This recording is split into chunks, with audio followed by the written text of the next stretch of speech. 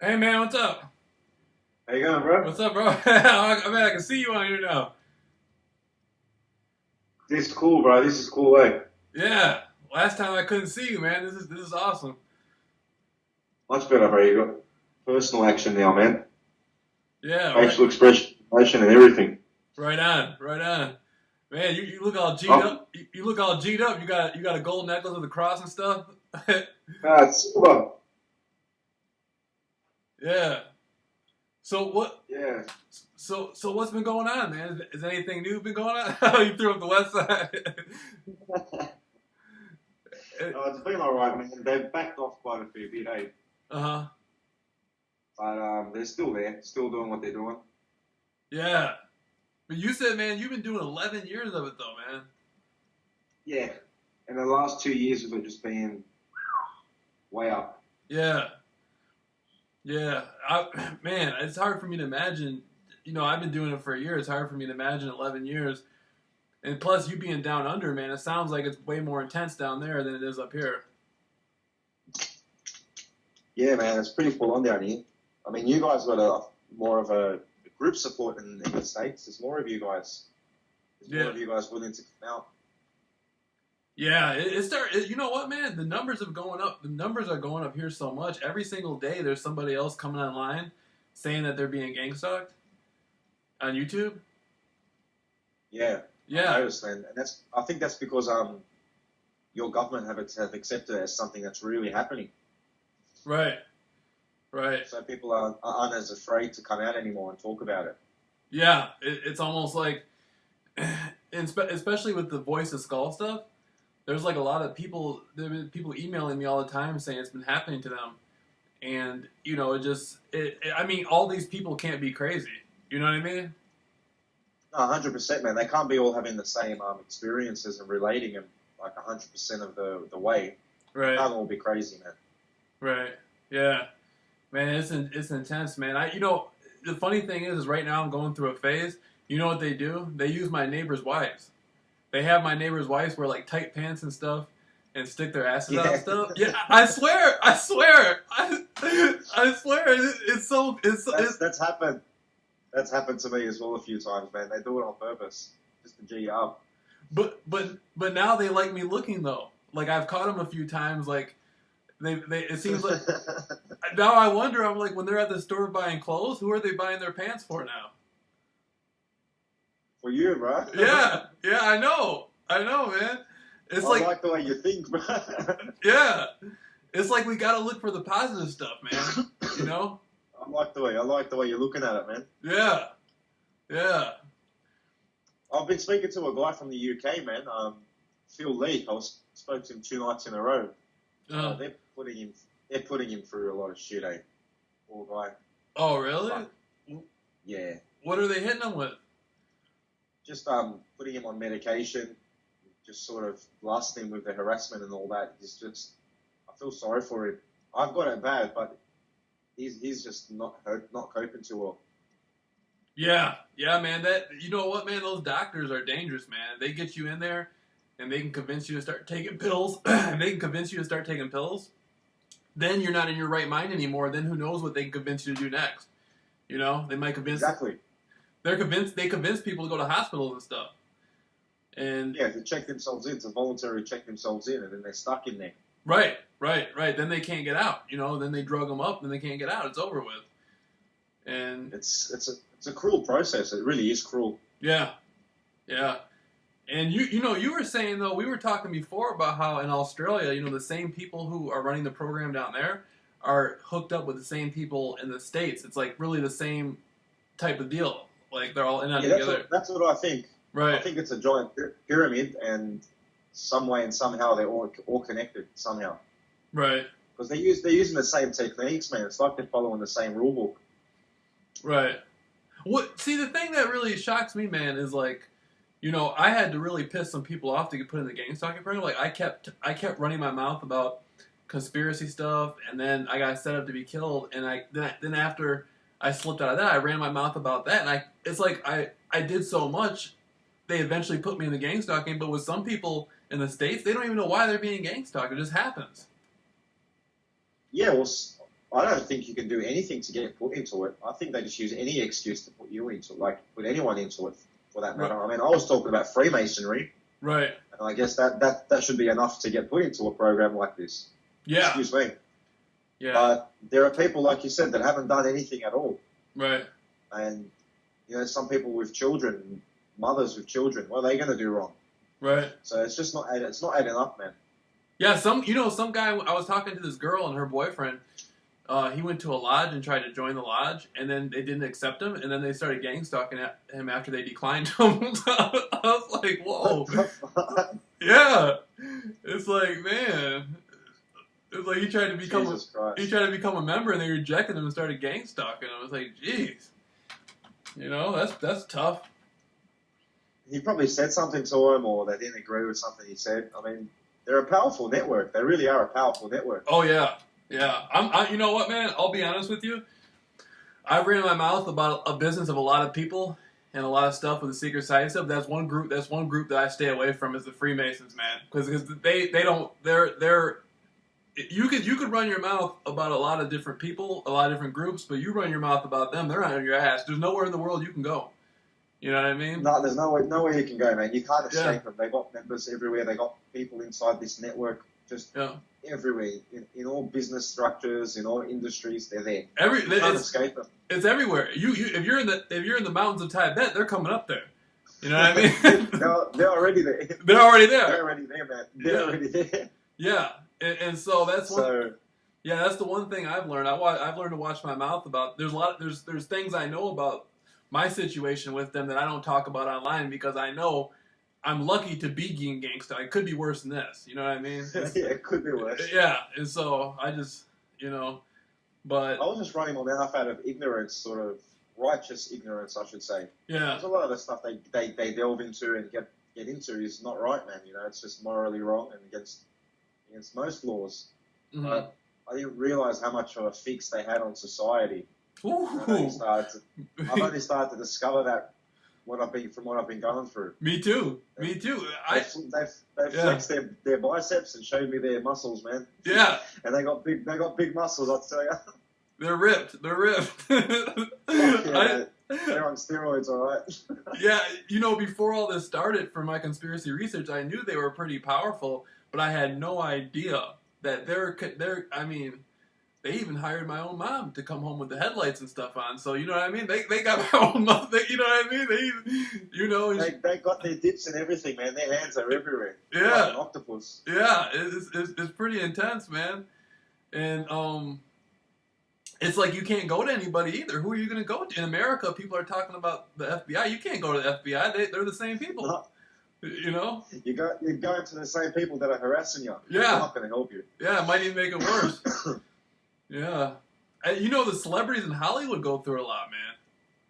Yeah, you were telling me Martin Lawrence went through it as well, was running down the street with a gun. Yeah, saying they were trying to kill him. I just know that was gang stalking. I mean, he didn't say he was being gang stalked, but, these people just snap in Hollywood, and they say they're being followed and stalked, and I know it's gang stalking, and they can't say anything because no one's going to believe them. No, I think Shia LaBeouf, what's his name? What's his name? That guy from the Transformers movie? Shia LaBeouf? He was being gang stalked? Yeah, I think he was going through it as well. That's why he was making all those crazy videos. I was reading up on it last night. I'm not sure if it's real, but right, something to go by. Yeah, man. Yeah. Man, we got to find a way to be able to record this both ways because I can see you and you can see me, but I'm recording on the webcam, and so I'm going to have to put a picture when I upload to my YouTube, I'm going to have to put a picture of you on there. But I'm trying to find a way where I can record you. I wish I had a way where I could record you at the same time for the YouTube thing, I've seen people do it on Skype, but I'm not too sure how to do it, man. I'm not too tech savvy. Yeah.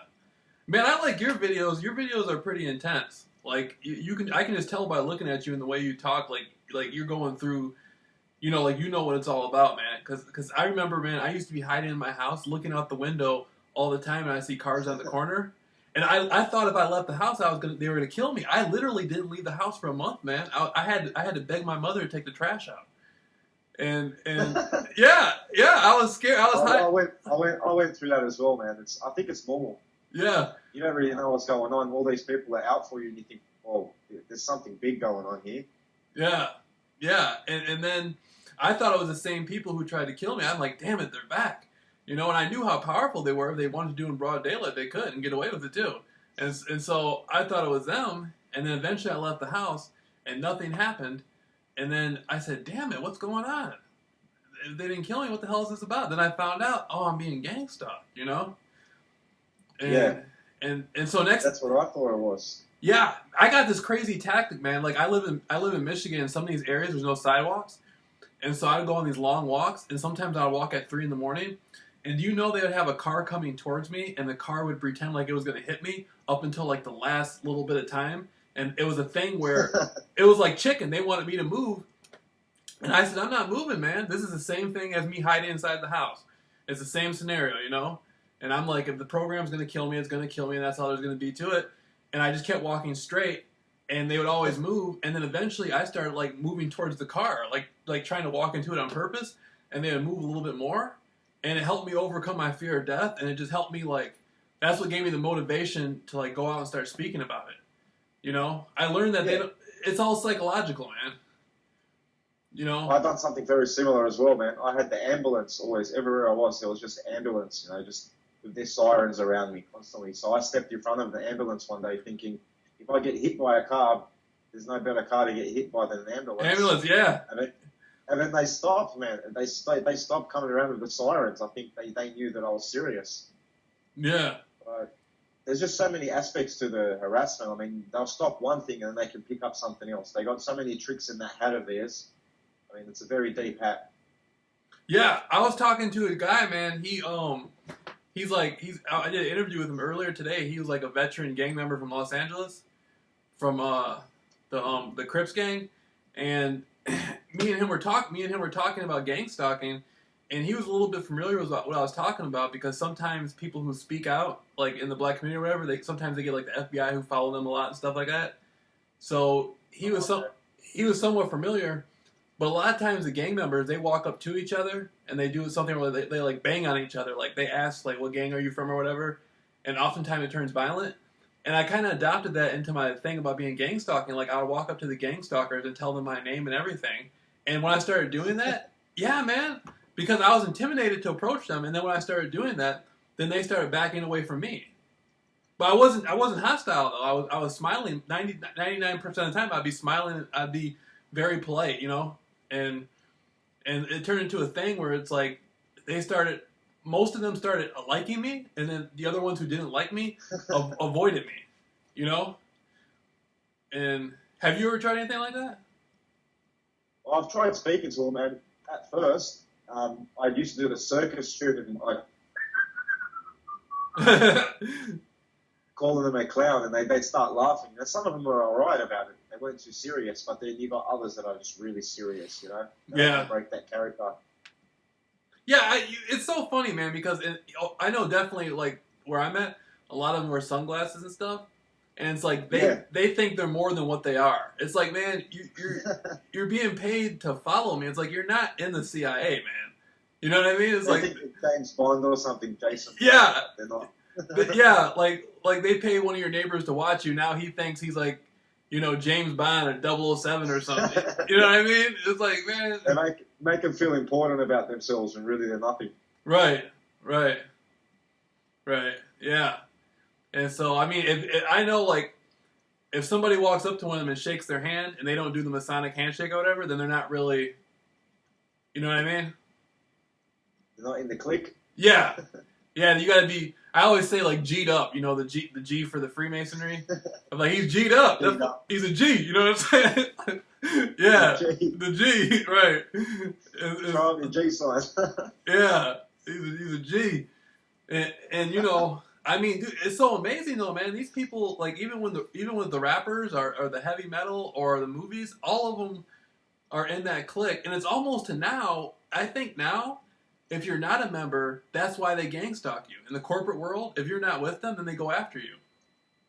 I don't think you can make it up to that level if you're not with them. Yeah. You have to be a part of them, Yeah.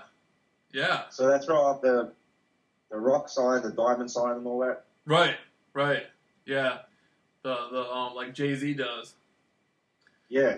Do you And think he gets people to scream out Hova, like, Jehovah. yeah. Do you think there's people who are approached and they're taken off the list because there was a guy named Professor Griff. He did a lot of he was a rapper with Public Enemy, and Alex Jones has interviewed him, and there's been a lot of other people who interviewed him, but he was being gang stalked, and then it seems like he's not being gang stalked anymore, and now he's more famous than what he was before, and it's like they gave him. It's possible. I don't know. I can't prove it, so I don't want to say it for sure. But it seems like he was. I know what you're saying. Yeah. I know what you're getting at. I don't want to say it either because you don't really know the true story unless someone comes out and says it. But it does appear like they switched sides. They've been bought off. Right.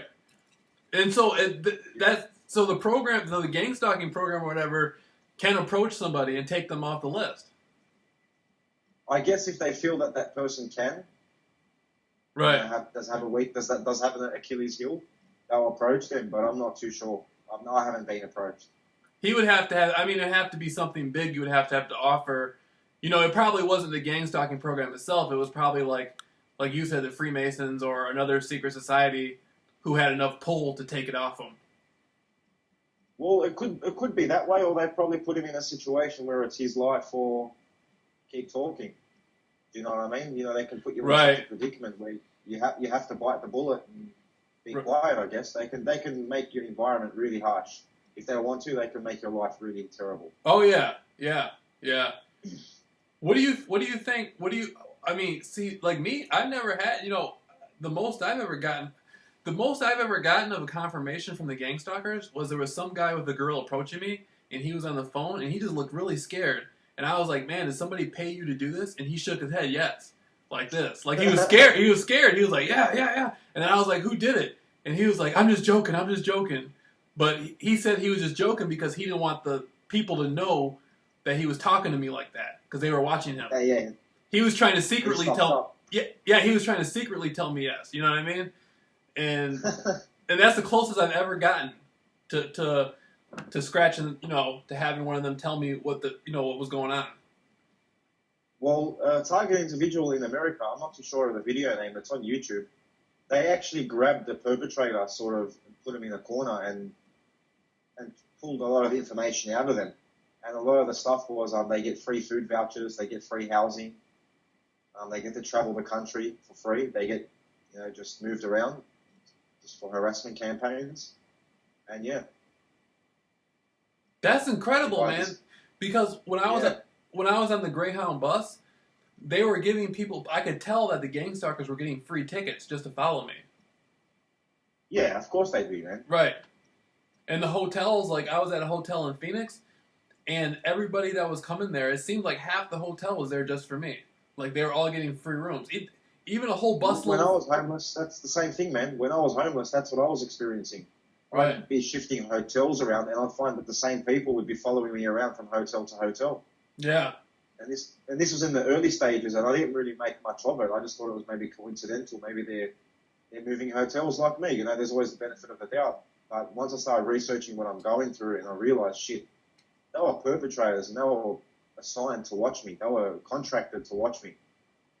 Yeah, they man, listen to this. They had a school bus full of teenage girls from high school, and they tried to they had the teenage girls walking around me and stuff, like short pants and skirts. Yeah, man, like trying to entice me to pursue them or something. You know what I'm saying? I was like, yeah, they've done that with me as well, man. Yeah, they do. It's like they use the same rule book. It's like they're using the same rule book. Right. Same techniques, man. I mean, today I was engulfed with, I'd say, younger women. I wouldn't say teenage girls, but I'd say younger women just constantly around me, up and down the street, walking in my direction, walking behind me. Yeah. And all in the same kind of clothing, the same kind of fashion. It's scary. It's scary because I'm 30. I'm about to be 31, and I'll holler. If she's an adult, I'll talk. If she's an adult, if she's 18 and she's legal adult, if she looks good, I'll talk to her or whatever. But I'm not no damn criminal, though. I ain't gonna mess with no minor. You know what I mean? And so, they use girls. Yeah, I get that. They like to use girls that you don't know. Like some of the girls, I'll be looking at them. I'm like, damn, she looks like she could be like 18, or she could be like what? She could be like 15 or something. I don't know, so I can't talk to her. Yeah, I'm not going to take that risk. they use they use that middle line where you can't really tell because a lot of young Right. girls dress mature these days and they are mature. Right. So you can't really tell the difference. But one of them was checking me out today. He was full looking me up and down, and I wanted to say, let's go grab a coffee or something. Yeah. But Yeah. I had my shopping in my hand and I had my dog, and I was just like, caught under the rain, so I didn't really want to bother. But she was cute. She was a pretty looking bird, I'll tell you. Yeah. Yeah, man. They have they use a lot of that on me, and I just don't. You know what, man? I never kissed a girl's hand in my life. And then after I started getting gang stalked, I started just approaching mad females and like kissing their hand and stuff. Like it made me more like suave, you know? Like it made, I'm serious. Like yeah. I mean, it's almost like you're either going to go down or up. You know what I mean? It's just like, you're going to make something better out of it, or it's going to tear you apart. And well, I'll tell you one thing. When those girls would go home and they think about what they've done in their day, they're going to say, that bloke wasn't so bad. He came up to me, he kissed my hand, and he made me feel good about myself. Right. Do you know what I mean? Because a lot of the perpetrators do, you can see on their face, they rethink what they're doing. They have a bit of empathy towards the victim. Yeah. You can see it on their faces. Yeah. Kind of like... A lot of them... Sorry, go on? No, go ahead, man. I'm sorry. Go ahead. No, it's all right, man. It's just like they've been pressured into doing so, or peer pressured, or they've been forced. You know, it's like they haven't had the full, complete choice of choosing whether they want to do it or not. Yeah, it's sort of weird, man, because I'll see some of them, and they'll look like they really don't want to do it, but they're doing it anyway, and I'm like, why the hell are you going to do something you don't want to do? You know? Yeah. Like, with me, I wouldn't do it, man. Like, if somebody came to me, like if I knew you and I'm cool with you, and somebody came to me and was like, hey, man, we're going to give you $400, drive by him in a car and just look at him. I'm like, man, I'm not going to do that, man. You know what I mean? For $400, that's a lot of money, man. But that's a trick, though, because once I do that, then what am I going to do next? Then they want you to turn it up a step. Well, we'll give you $800 if you do it. If you do this to him or do that to him. See, that's what a pimp does to a hoe. A pimp lures a hoe in, and he tells her all you got to do is dance for your client. Next thing you know, she's giving head in telephone booth somewhere. You know what I mean? That's right, man. You know, they're prostitutes. They're escorts. Yeah, that's what they are.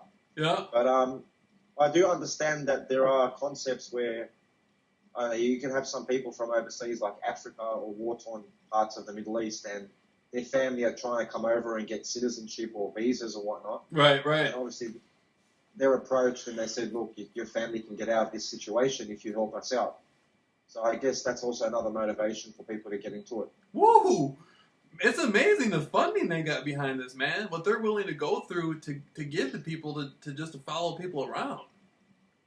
That's what I'm thinking, man. I'm thinking, why are these people so special? Like, why am I so special? Why are you so special that we've been singled out and all these sort of resources and funds have been concentrated on us? There's a lot of money being put into this. There's a lot of people that they have working for them. There's a lot of paychecks. There's so much money being thrown into this program. I just want to understand the reason behind it and the actual agenda, what they are aiming for. Because there's a cheaper way to kill someone. You could just go up to them and shoot them with a bullet. Right. It's much cheaper. Well, I think it's sort of a way to control society because as they target us and pay people to monitor us and do what they do to us, at the same time, they're controlling the people that they're paying. I get you. They're using us like a martyr. Yeah. Turning us into martyrs. Because okay, like I'm in my neighborhood and pretty much everybody in my neighborhood's in on it. You know, the old people, even the children. And yeah, they're controlling the whole neighborhood.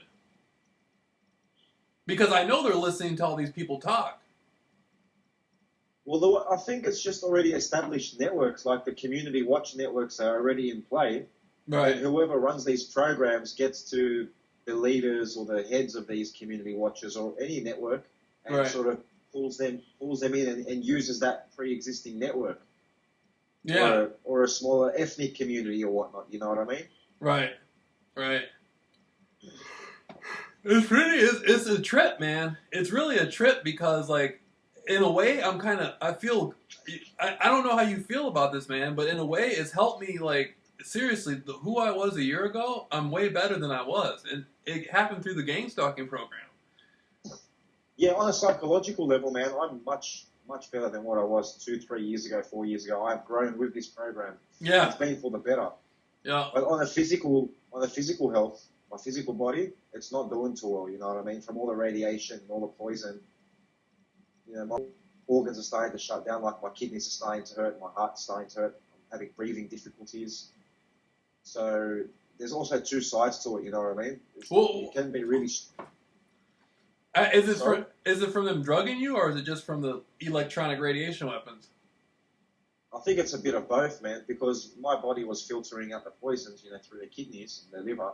And once there's toxins build up in your body, your kidneys and your liver find it hard to detoxify your body, and they start to hurt. And you start shutting down, They were using the electronic weapons on me a lot in the winter. And that's when I started going on these really long walks, and they still do it from time to time, but I'm outside a lot. I'm outside so many hours, like exercising, like jump roping and stuff. It doesn't have the effect that it used to have. And so I don't know if it's because I'm outside more, or, you know what I mean? Like I try to be outside the house as much. Sure. Right. I guess when you're moving around a lot, they find it hard to hit you with these waves. It's only when you're fixed or situated laying down or on the couch or on the computer or something, you're not moving around, they can target you constantly. Yeah. Yeah. I mean, in today's world, especially here in the States, people are already in their house so much and on the phones and watching TV and on the computer. I mean, there's a lot of people here in the States who have become like what's the name for it? I forget there's a word for it, but they never leave their house. Domesticated. Yeah, they just don't do anything. They don't go anywhere. There used to be a time where people used to go to the parks and meet each other and hang out and do stuff. Now it's all like computers and stuff. So human beings aren't. Oh yeah. Right. When I was growing up, man, you used to see all push bikes around people's houses. All the kids would come up together and meet up at one friend's house and then go to the park. You don't see any of that now, man. Everyone's just on their phone. Right. That's how they socialize. That's how they, like you said, they're all on the internet. Right. Becoming antisocial. So do you think they're trying to take you out, man? Like you said, they were hitting you with radiation and stuff like that. Yeah. You think they're trying to kill you? Well, yeah, man. You don't put someone through what they put you through and don't expect that person to either kill themselves or to develop a mental health issue or a physical health issue. Right. You just can't do that to even an animal. It will get sick. And obviously the end result isn't going to be something that they're aiming for as positive. It's got to be something negative, man. How do you think there's a way out of it? Well, I believe that when the world's economy collapses, this will stop, because then they'll have a lot more people to concentrate on. I think this is just they're trialing a lot of technology on us. They're just like the first wave. And all these new technologies they're trying on us, I guess, is for sort of crowd control, population control, because they're expecting people to riot, I guess, go into a state of anarchy. Right. Especially what this new thing that happened in America with this African guy being shot again. It just seems like they're provoking the people for another riot. Yeah. I mean, that's been happening so much now. It always has been happening, but now it's in the news more. Like 30, 40 years ago, the police would do the same stuff, but it's like they never really put it in the news. They kind of swept it under the rug. It might make the newspapers or what, but now it's like they want people to see it. They want it to have a lot of attention. 20 years ago, stuff like this in the States, like a young black teenager getting shot, that wouldn't make national news. I mean, the Rodney King. It's like a spark, man. I mean, there's fuel poured all over the stage, and that's a spark. All they need to do is just ignite it. That's what they're aiming for, I guess. Yeah. And to be honest with you, man, I think like a lot of the stuff might not really be real. I mean, I think a lot of it is real. They are killing people, but I think some of it's also like actors. It's staged, yeah. Yeah, like people getting paid to say, like it's probably like it's like the gang stalking thing. It's probably just actors just acting it out. That's what I think, man. Right. I mean, we were talking about this last time. It's very similar to the Truman Show. Yeah. Yeah. So everything's an act. Everything pretty much is an act. But I'm not saying that people don't get hurt in the process of these live theatre. They have to make it as real as they can, I guess. I mean, and the person might think they're being an actor, and they might set him up to kill him for real. You know what I mean? Like that might be something. That might be something that happens too. You know, this stuff is crazy, man. Like the gang stalking program is paranormal because I was talking to this guy, and he was hearing noises on his roof and around his house, and I was hearing that too. They can tap your house. Yeah, they've been doing that to me. They were doing it last night as well, just throwing things at my window, trying to keep me awake. Yeah. No, they had people outside throwing things? Yeah. Damn. I counted it about 10 times, I guess, last night. Every single time I sort of get to sleep, they throw something at the window. I've been ghosted before where they would take my rug and turn it over outside, or they'd move the chair around, but they never actually physically threw anything, though. No, they've taken things from my house and then returned them a few days later or a week or so later. Damn! They did that? Yeah. Damn! See, dog, you're on a deep level of the program. They're hitting you. It's pretty full on. They got you an intense level, man. They got me in a fucking maze, man, like a little tank with a maze with all mirrors everywhere. I don't know where the fuck I am. I was saying that on a YouTube video. I was saying that I mentioned your name, and I was saying that you were going through a super, a much more intense version of the program than me, because I mean the most they've done to me is like they drugged my food, they've done the electronic weapons on me, they've had people approach me where they were trying to make it seem like it was going to be a violent thing. I confronted the people, they turned around. But the most intense thing was like cars following me, man. Like I would go somewhere and there'd be like non-stop cars, like 20, 30, 40, 50, 100 cars just all around me, people all around me, and that was the hardest thing to get over, and then that was the most intense thing. Pretty annoying. Yeah, that's really intense. I mean, it would just be people after people after people everywhere I went, and so I just started. I go into a store, man, and it got to the point I'm just like, man, fuck this, man. I can't do this anymore. I just started approaching the managers at the store and telling them like everything. You know what I mean? I just got tired of it, man. I was like, I can't live like this anymore. Like you should try it, man. Next time you go to the store, you should just tell the manager what's up.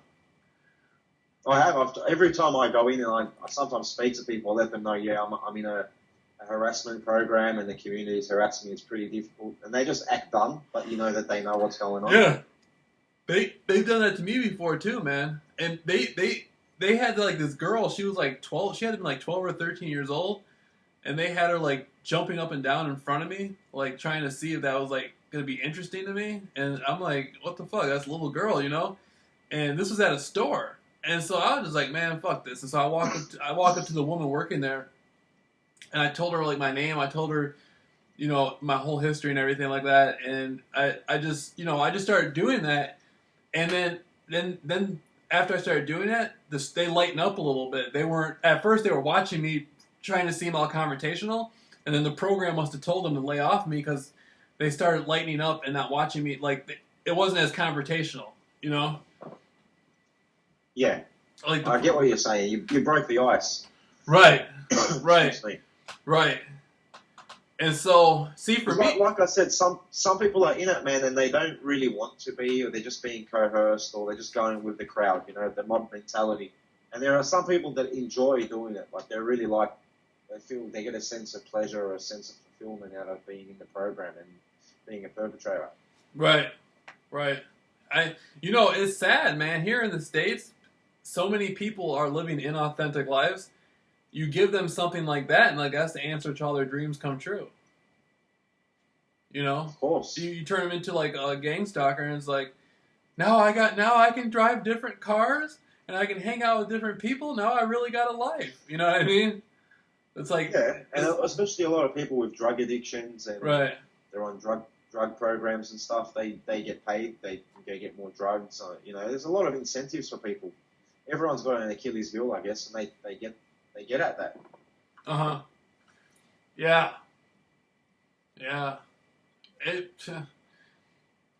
I live in this neighborhood, man. I'm getting out here by the end of the summer. Like it's a cool neighborhood. There's nothing wrong with it, but That's why I'm on here trying to network with people, man. It's like I want to get out of here by the end of the summer, man. You know, if you get gang stalked in one area for too long, you get sick of seeing the same stuff over and over again. You're just like, damn it. That's exactly right. That's Know? what I'm in the middle of the process of now, man. Is getting a transfer. I want to leave the state. I want to go maybe Northern Territory or Queensland, man. Get off the grid. I want to go check. I want to check my health out first, and run all the proper checks to see if there's everything wrong with me or whatnot. Right. And like you said, man, you get sick of seeing everyone. You get sick of the same environment just being so hostile towards you. Even though there's nothing wrong with the area, the suburb, it's a nice area and that.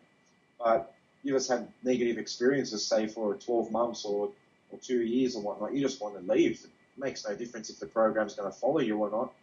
Right. You just want to leave. That's all. And I'm in that predicament right now. I need to get out. Yeah. Yeah, I've been living here, man. I've been living here for a while, and just like this last year, this gang stalking stuff turned me into a whole different person. And it's just like I just don't feel like I feel like I've outgrown my old ways, like my old self. I've outgrown who I was. You know what I'm saying? And just like, I want to be somewhere else, do something. Backflip. Yeah. Yeah. It does change you. It's changed me quite a fair bit, man. I've changed a lot. Yeah. Man, how long have you been doing YouTube? Probably the last year. Last year? Yeah. Did you used to do conspiracy stuff online, or just as gang stuff? No, nothing, man.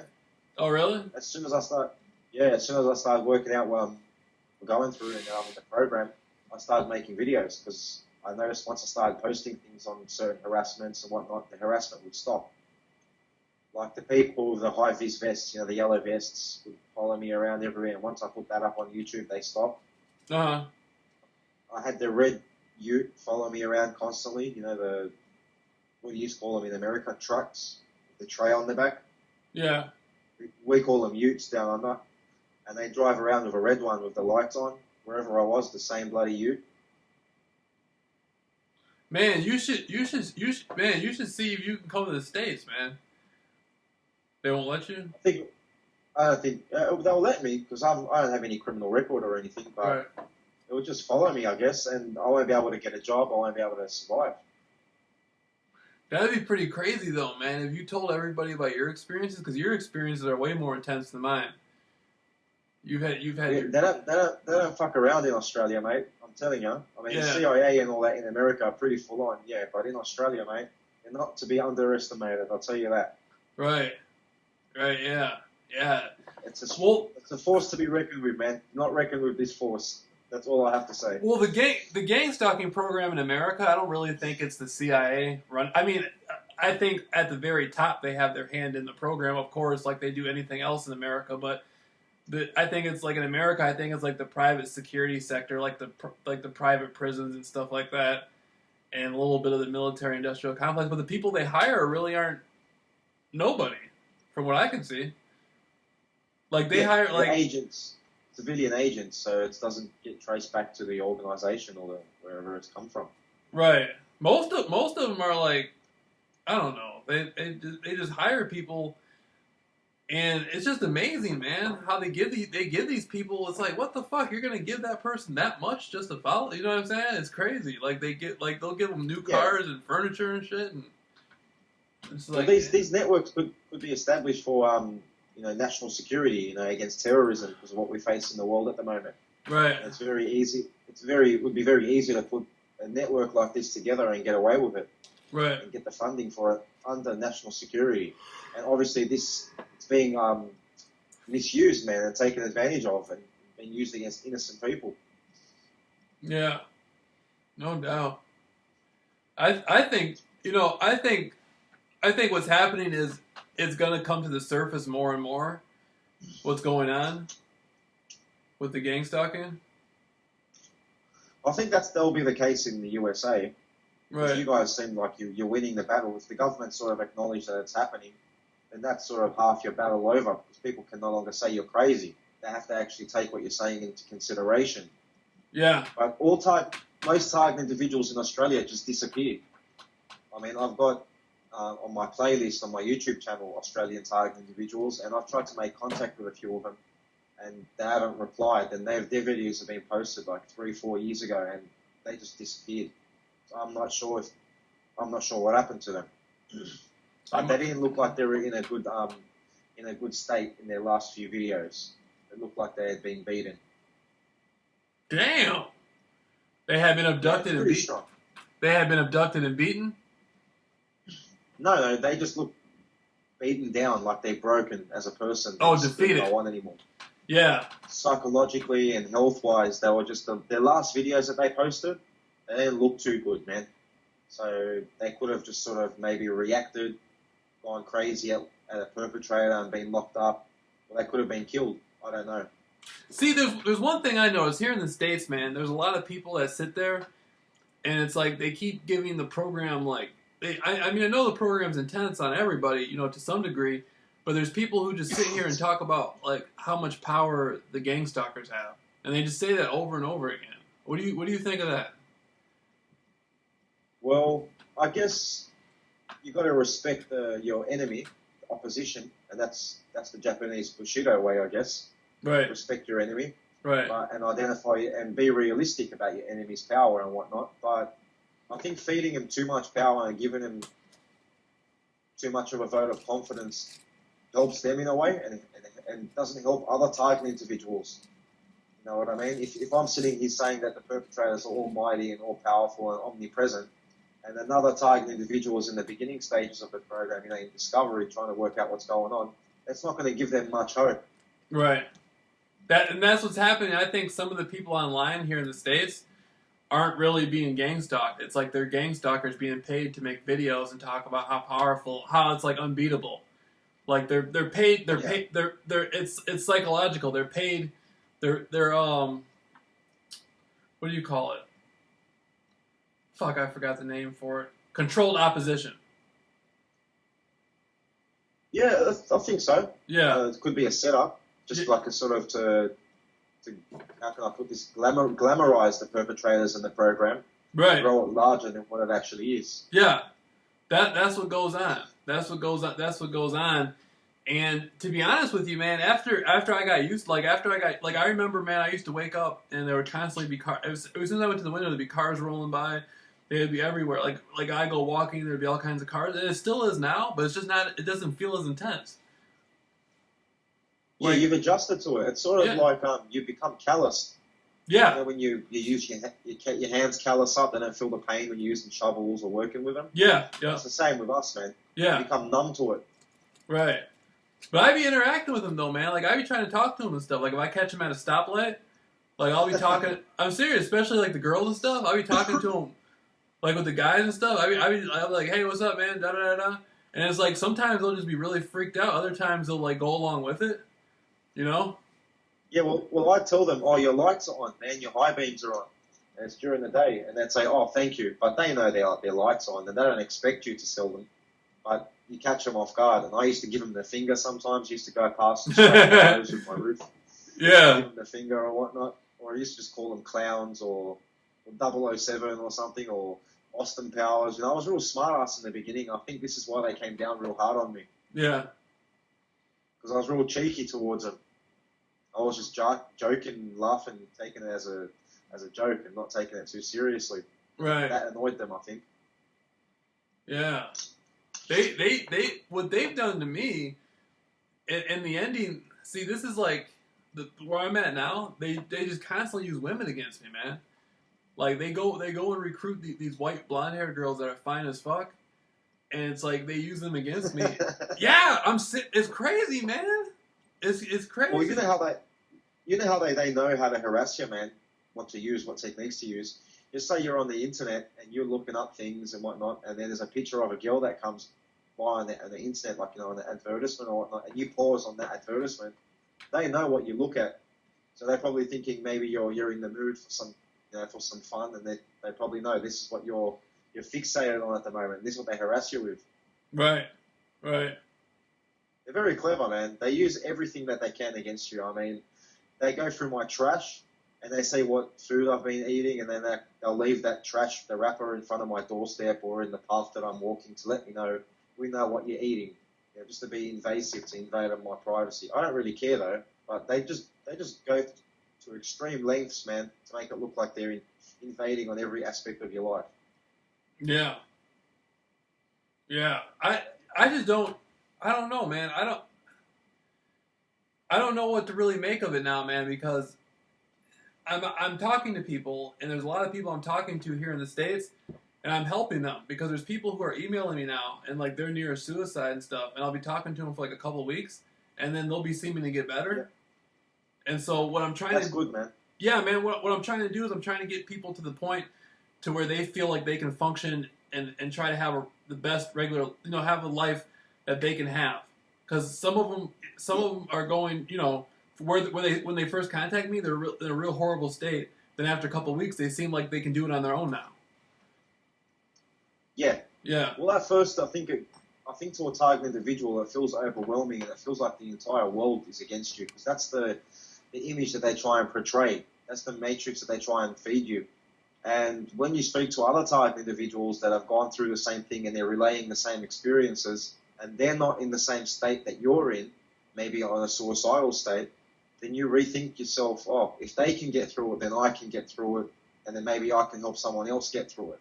Because you do go through different thought processes when you're a target individual. Right. You go up and down, you're emotional, you're happy, you're sad. I mean, it's just given the program, that's what it does to you. And right. It's just hard. It's very hard to ground yourself, and all you do need is what you're doing to people. Is someone to grab you on the arm and sort of shake you out of it and say, look, I've gone through the same thing, you can do it. You're stronger than this. You just don't let them get to you. And even if you are going to eventually die, make it hell for them. Don't give in. Right.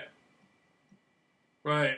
I got a feeling, though, man. I know you're going through a lot, but I got a feeling they're not going to be able to do what they want. Whatever their agenda is for you, man, I got a feeling you're going to overcome it no matter what, man. I mean, I know that's easy for me to say because I'm not there with you, but I'm seriously, man. I got a positive feeling that's like in the next few months you're going to find something that's going to help you get through it easier. It might be you moving. It might be you just taking off. Fingers crossed, man. I'm always hopeful, and I always look towards the positives in life. You know what I mean? But right. Life consists of positive and negative, so you got to take the good and the bad. Right. And with every interaction, with every experience, there's good and bad, negative energies inside of it. You know what I mean? So I can see myself pulling through, but on a health level, on a physical health, I do need time to recuperate. My body does need time to heal. On a psychological level, I know I can pull through it. It's been 2 years now, every single day, 24 hours a day, and then going back 11 years, and I'm still here, still functioning, still looking after myself. Do you know what I mean? I haven't given up. And I know myself. I'm a very strong person. And I guess once you make it through the first 6 months or the first maybe 8 months of the program, then you can tell that you're going to make it through the long haul. I think that they get people in the first 6 months to 8 months because it's overwhelming. And like you said, you do become used to it and adjust like you have adjusted to it. Yeah. It doesn't bother you as much as it did. There's this woman named Judy. She's been going through for 30 years. She's a black woman. Oh, is that? Huh? Oh, okay, yeah. I thought it was a short-haired, blonde-haired woman. She's very smart. No, it was a black woman in Detroit. She emailed me, and her whole family were targeted. It happened to her brother first, and this was back in like the early 80s or something. And he kept telling them that he was being followed everywhere, and they all thought he was crazy. And then it started happening to her and the rest of her family, and she worked at a cafeteria, and she would lay out all the plates and forks and everything, and then she would go somewhere else to get some more stuff, and people would come in there and take all the forks and plates and put them back to where they were before she set them out to make her think she's crazy. Yeah, they do that as well, man. They do that as well. They've done that to me plenty of times, man. But this was it's fucked. Yeah, this was back in the 80s though, before there was, before the internet and YouTube and all that stuff. So she just had no idea what was going on, and she even told me they can knock stuff down in your house. Yeah, they can do whatever, man. I mean, there's nothing that they can't do. If they want to do something, they'll do it. There's no limit. Right. Nothing is sacred. Right. And this does go back a few hundred years. I mean, I know this is how the Black Panther Party was broken up. Yeah. So wait a minute, you're saying the gang stalking goes back a few hundred years? Yeah, man, it goes back. The program goes back a while. except there's just a lot of new technologies that they've incorporated in the program, like the electronic harassment and the what is it, extremely low frequency waves and all this other crap that they use. So That's pretty you're new. So like back in the Middle Ages, the program was around back then, probably. Yeah, man. I mean, if you want to go back to biblical times, Jesus was actually gang stalked as well. Oh yeah, I didn't think about it like that. Yeah, and that was supposed to be like what, a couple thousand years ago. Yeah, so it's always been around, man. It's like technology is aiding it. It's like a secret weapon, the ancient cults probably knew about. Yep, just to take out someone and not leave a trace. Yeah, that's pretty deep, man. That's pretty. I never really thought about it like that. I thought because we're in this new age of technology, they needed to create this because they can't take somebody and just put them in the dungeon like they used to be able to. But it makes sense. They probably used to do this to the royal families probably used to do this to each other. Yeah, of course, man. Right. This is what it's about. I mean, if you've watched the show Game of Thrones, and it just pretty much highlights a lot of this. These different networks working together and different alliances working together to bring down a person or bring down a group of people, and it's just all sneaky. This is how the royalty used to get into royalty. They used to knock each other off. If there was princes, the princes would kill each other until there was only one or two left, and right. guarantees them the seat at the throne. Right. Yeah. So it's all these techniques, man. It's been around for a very, very long time, and I think the Germans perfected it. The East Stasi, the Stasi police, the East German. Ustashi, yeah. They developed this program a lot deeper, and they had a lot of science behind it. Yeah, man. And I know over there in Germany, I visited Berlin many years ago, and this little town called Ornaburg, they had a concentration camp called Sachsenhausen, and after the Nazis had pretty much vacated the camp, like they ran out of there before the Russians got there or the American forces got there. But when the Russians got there, they kept the camp open. The communists kept the camp open and kept using the camp, and it was almost like they took the same exact stuff the Nazis were doing and kept using it for themselves to perfect it for the communist government. Oh yeah, man, and especially a lot of the German scientists and people that were in the army from World War II went over to America and England and Australia, and they brought a lot of their sciences and technologies with them. Yeah, I saw that, how they took a lot of prisoners. They would take a lot of scientists. Same thing in America with that Project Paperclip stuff, where the Nazis coming in to, they actually co-founded like the CIA. Yeah. Yeah. So you really get you questioning: did the Nazis lose or did they win? They won because they just took over. They just took over the government covertly. They scattered around and hid themselves up in certain positions and maintained their agenda, I guess. Yeah. Yeah, they said, hell, we don't need to beat you on the field of battle. We'll just come into your government and create the CIA and take it over. Fuck it. That's pretty much what happened. It's pretty scary, man, if you think about it, really. It is. They were doing some really crazy things in World War II, and with the aids of technology that's come a long way these days, God knows what they're actually getting up to. It's really scary if you really want to think about it. I think stuff like this, like the program, I wouldn't be surprised if like a lot of those rich Nazi families, owned a piece of the program themselves. Yeah, man, that's the Fourth Reich. The Third Reich shut down, and this is the Fourth Reich. Right. So I don't know, man. It's pretty scary. This is something I probably don't want to get into talking about. Probably piss off a lot of crazy Nazi scientists or whatever. Yeah. Don't want them coming after me. I know what you're saying, man. We'll leave it at that. I know exactly what you're talking about. Yeah.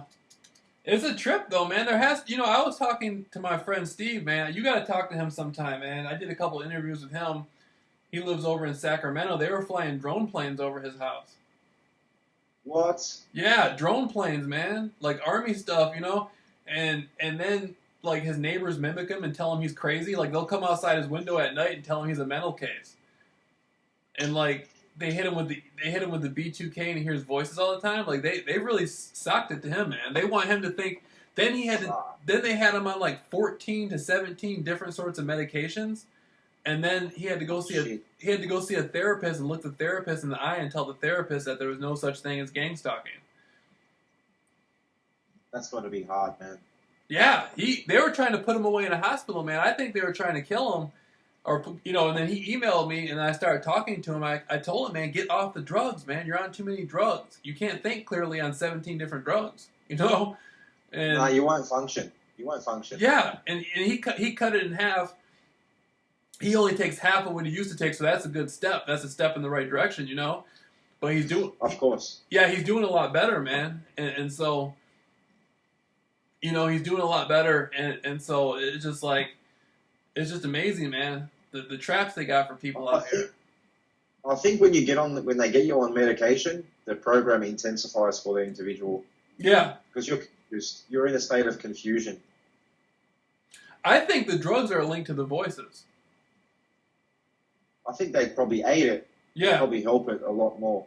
Yeah, because the doctors, I haven't had V2K. I haven't heard any of that. Yeah. I've had the electronic harassment, but I haven't had the V2K.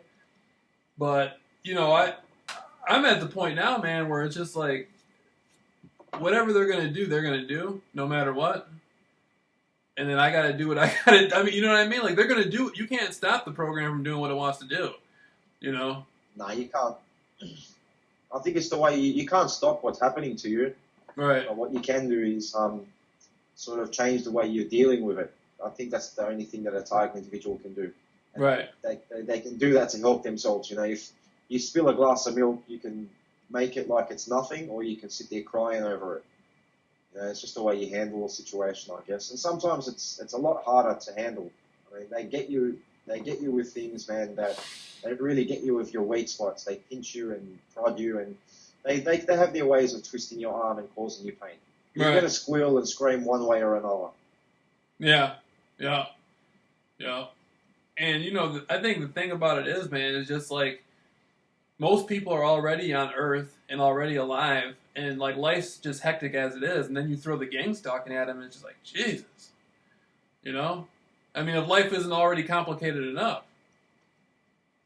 Yeah, I'm already carrying these weights. You give me more weights to carry, I can't carry them, mate. Right. You know what I mean? So I think that's the whole point of it, to overburden you, man, to overwhelm you, so you either commit suicide or go crazy or hurt someone and get put into prison. Yeah, I think what we're proving is this is the reason why the world isn't a better place, is because stuff like this can exist. If gang stalking is able to exist worldwide, then that's proof that the world is not ready for a better way of life. The world, you know what I mean? I guess, man, you can look at it like that. But I always say that the world is always ready for a better way of living, except it's being kept in the state that it's in, man. It's all by design. So the economy feeds off this sort of shit. It's just all entwined. Everything just sort of supports itself. It's like a house of cards. You take one thing out, the house will come down. I don't see how they can raise like a generation of people who are going to be like leaders and be able to solve real problems and be positive when they're teaching people how to be like cowards at the same time. Like gang stalk. To me, that's cowardice, man. Oh, yeah. Like to teach your children to do something like that. Like it's easy because you're getting benefits. You're getting money and you're getting benefits and you're getting through life. But what's the ultimate message behind it? The ultimate message is a cowardly existence, man. Yeah, we'll just hand over your independence. Right. Think. We'll think for you. You just follow our orders and our instructions, and we'll feed you and we'll pay you. Right. And that's all you worry about. You're just giving up your free will. Right. And so I think I feel fortunate that I am being gang stalked because it puts me in a different category. I mean, I don't know if you feel the same way, but it puts me like it says there's something about us that's different, man. Because like Steve was saying, for these people to spend all the energy they're spending on us and money they're spending on us, something like that, there's something about us that's much bigger than we know. And like I was telling Steve, what would they do to me and him if we just showed up at Washington D.C. or showed up at the CIA headquarters? How would they react? They know who you are, I reckon. They already know. It's not like they're gonna. What are they gonna do? Ideas? They already knows who we are. I think Well, there's man, some. I was getting harassed by trains everywhere I was going. You know, the trains would always drive past me and honk their horns. So I rang up the closest train station and said, look, if you don't get these bloody train drivers to stop honking their horns, I'm going to blow up the bloody train station. and I didn't get called up by the cops no one came to my house telling me you're a terrorist or you're arrested for threatening to use explosives. They know who I am. They know what I'm going through, and they're expecting me to talk like that. Exactly. You got more power. Like I went to the police department. I got poisoned at Burger King, and I left Burger King and I went to the police department across the street because I was trying to scare the people at Burger King. And I went in there, and as soon as I go in there, like I start talking to the police about Freemasonry and stuff and being gang stalked, and it's like they were completely open to it. Like at first, the woman at the front desk, she was trying to pretend like she didn't know what I was talking about. And then some other guy came out that was like way higher up, and he gave me somebody to talk to. And it's like they were like expecting it, like they were like ready for it, you know? Like they didn't acknowledge it. They didn't say, "Yeah, we know you're being gang stalked," or they didn't do it. But it was almost like it was like a free. It was like you can say whatever you want to say, man. We know what you're going through. You know what I mean? That type of thing. They know the go, man. They do. They know what's going on. Right, and so it was pretty cool. It was like they already knew who I was. You know, it was like you're a celebrity. It gives, like I say, being famous, it gives you a sense of power, man. Because, like, I look at it like, what would actually happen if we went to like the Rockefeller Plaza, or like the Empire State Building or something? They're going to be told we're coming there. How are they going to react to it? They might just let us in. Yeah, well, like I told you about the courthouse when I walked into the courthouse. Yeah. They were expecting me, man. They cleared out the entire courthouse. Uh-huh. And I never got in trouble for speaking to the magistrate without having a bloody court proceeding. They just sort of spoke to me. They knew what was going on. Right. And that's what scared me. It's like, oh, shit, these people know me. I don't know them. Something big's going on, you know? Yeah, man. That's what I think. I think there's some sort of access we have because for all this to be spent on us, all this money to spend on us, we're an investment. Well, the way I look at it, Jameel, is how can I put this, man? Society as a whole is controlled. Right. Everyone's in a sort of mass hypnosis, and this is in all countries around the world. And, you do get people that snap out of it and start seeing society for what it is, and they have to be put under a stricter sort of conditioning or program to sort of get them to go back in line. And I guess if they don't fall back in line, they get killed off. It's just like having a farm with cows on it, and, you have one cow that's going rogue and just, not doing what it's supposed to do. They put it down. They take it out of that paddock and kill it. But there has to be, where I'm at on that is there has to be some sort of referee thing, because no one's come into your house in the middle of the night and tried to like inject you with poison or something. See what I'm saying? Well, they have tried coming in my house, but the way I set my house up at night, they can't get in. I barricade all the windows and all the doors, and if I hear someone trying to wiggle their way in, I'll have enough time to defend myself. But they have tried. They've opened the front door. They've got a key to my house, so they've opened the front door, and the door wouldn't open all the way because it's barricaded. And I just looked up off the couch and sort of seen them looking in, trying to get in, but they can't get in because I have to do it quietly, otherwise they'll wake you up. Well, what? Okay, so I mean, I see where you're coming from on that, but what I'm basically saying is, if these people actually wanted to kill you, they could have actually done it. What's preventing them? Like, there has to be some sort of refereeing going on, to some degree. Well, there's obviously some form of limitation, if that's what you're trying to say, for what they can and can't do. I guess they're trying to keep it sort of hush-hush. If they want to shoot you, it makes too much noise, and people start asking questions because they can hear the gunshot. There has to be an investigation, I know, man. If you've been complaining to the cops or been writing to authorities, you've left a paper trail, so there has to be an investigation. And Well, they want it to not to fall back on anyone. So if you kill yourself or you run off trying to sort of escape, they can grab you when you're trying to hitchhike and make it look like that you've run off, and disappeared on your own free will. Well, it doesn't fall back on anyone. You know, like with black magic, Yeah. they always try to get the person to agree to it. Like it's your free will. It's free will. It's your choice. So what I'm getting at is there's like certain rules. There's certain things they really can and can't do.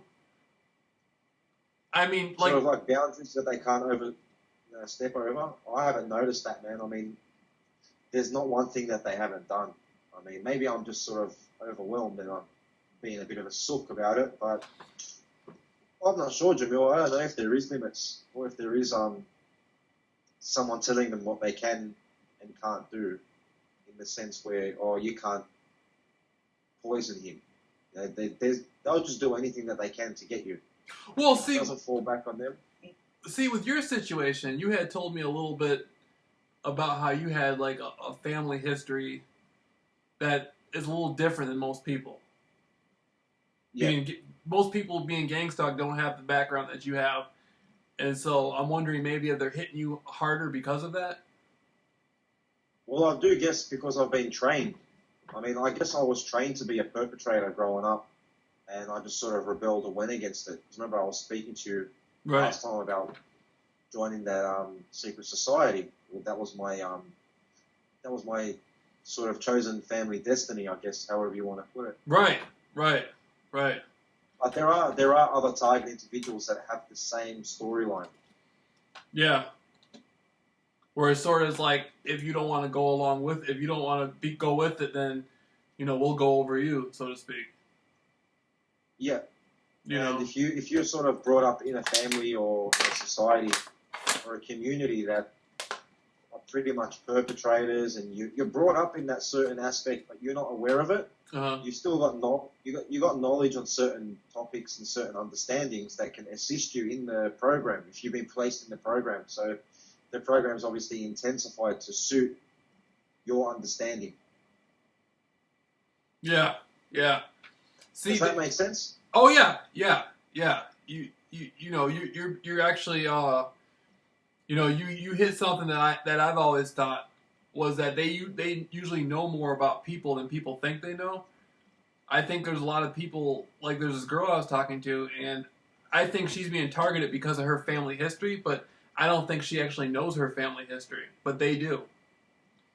Yeah, you're right. That's exactly right, man. Because I don't know everything. I just sort of connected a few dots, and just from certain memories that I just started having recently about my childhood, right, I started to look at things in a mature light and sort of work things out, and I realized, oh crap, this is all to do with my past and my family and I guess community. But it's just deep, man. I guess most target individuals have been put in the program from a very young age.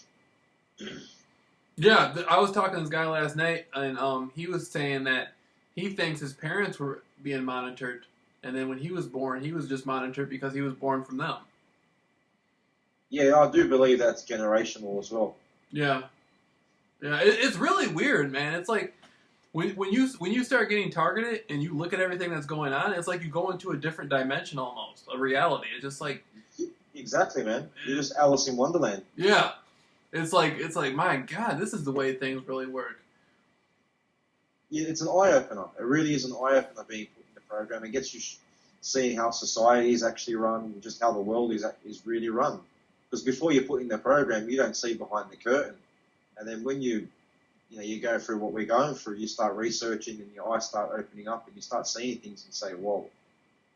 I've not seen that, but I can't go back now. Yeah, yesterday I was outside and I was lifting weights, and I saw this guy that I live by, and he was using his hands like this, and he didn't think I could see him. I was circling in the backyard. I was walking, doing laps, and he was communicating with the cars to like tell the cars to do this and do that. Like he was telling them that I was approaching, and so now they can do their gang stalking thing. And he was telling them with his hands like this, and I saw him, and then he quick acted like he was just like doing something else. And I thought to myself, I thought to myself, you know what? I was shown that for a reason. for some reason, like the spirit or God or whatever you want to call it, I'm at the level now where I need to be seeing things like that. I need to be seeing through the program more, and that was revealed to me, like almost like metaphysically, you know? Like I do understand what you're saying, man. It's like a natural spiritual synchronicity. Yeah. You were at the moment to see that, so you can make sense of it. If you had seen it maybe 2 weeks or 2 months earlier, you wouldn't have made sense of it in the fashion that you did right. at that moment. Right. And it's like usually I don't see that. Usually I just see the cars go by. And that's all I see. I see the program, but this time I was able to pierce through the program and see the reality of it. And that was like an empowering thing because I'm like, man, I see. And the way he was doing it, he wasn't scared. He knew everybody else in the neighborhood was in on it, so he can do whatever the hell he wants. Yeah, he was confident that he had the backup. Yeah. He knew that the backup was there. He knew the community was going to back him up, and no one was going to, who the hell is going to come and tell me? Everybody's making money off me. Right. That's what I see as well, man. I see the same thing. I've seen those hand signals a lot of times. Right. I mean, my neighbour come up to my door maybe 4 or 5 months ago at maybe 1 or 2 o'clock in the morning and knocked on my door, and I looked through the peephole and I seen her giving hand signals to people up in the shadows in the dark. Right. So I just didn't like. I knew that she was obviously trying to set me up for something, so I didn't open the door. I left it at that. But I have seen them do hand signals. Perps in cars do hand signals to other perps. I've seen that a lot of times, and then I don't think we're supposed to see that. They're supposed to be more covert about it, but hey, how much more covert can you get? If we see it, we see it. Right. Well, my thinking is it's just like of all the money these people get and everything they get, why the hell do they still got to do hand signals? They should be trained well enough to just know what to do. I mean, you got furniture, you got cars, you got all this stuff. You shouldn't still be giving shit. If somebody paid me that much, I wouldn't be doing hand signals. I'd know what to do for that kind of money. You know what I mean? I'd be like, I guess it's sort of like, when you watch a sporting event like baseball or NFL, there's a lot of hand signals when there's a team involved. You're signaling to the other team on hunting parties. Right. So you don't scare off the prey. So I guess that it's also psychological for them to get the perpetrators in sort of a psychological mindset that they're the prey. I mean that they're the hunter and we're the prey. It's sort of like an army group, man. But get this though. Get this part though. While he's doing all that and cutting his grass and doing all that, I was staring at his wife's ass. His wife was in on the program. She looks like Marsha Brady from the Brady Bunch, just with like a nice fucking with a nice bubble ass. And while he's up there doing all that, hey Miss Parker. Hey Miss Parker. While he's doing all that, I'm sitting there staring at her ass.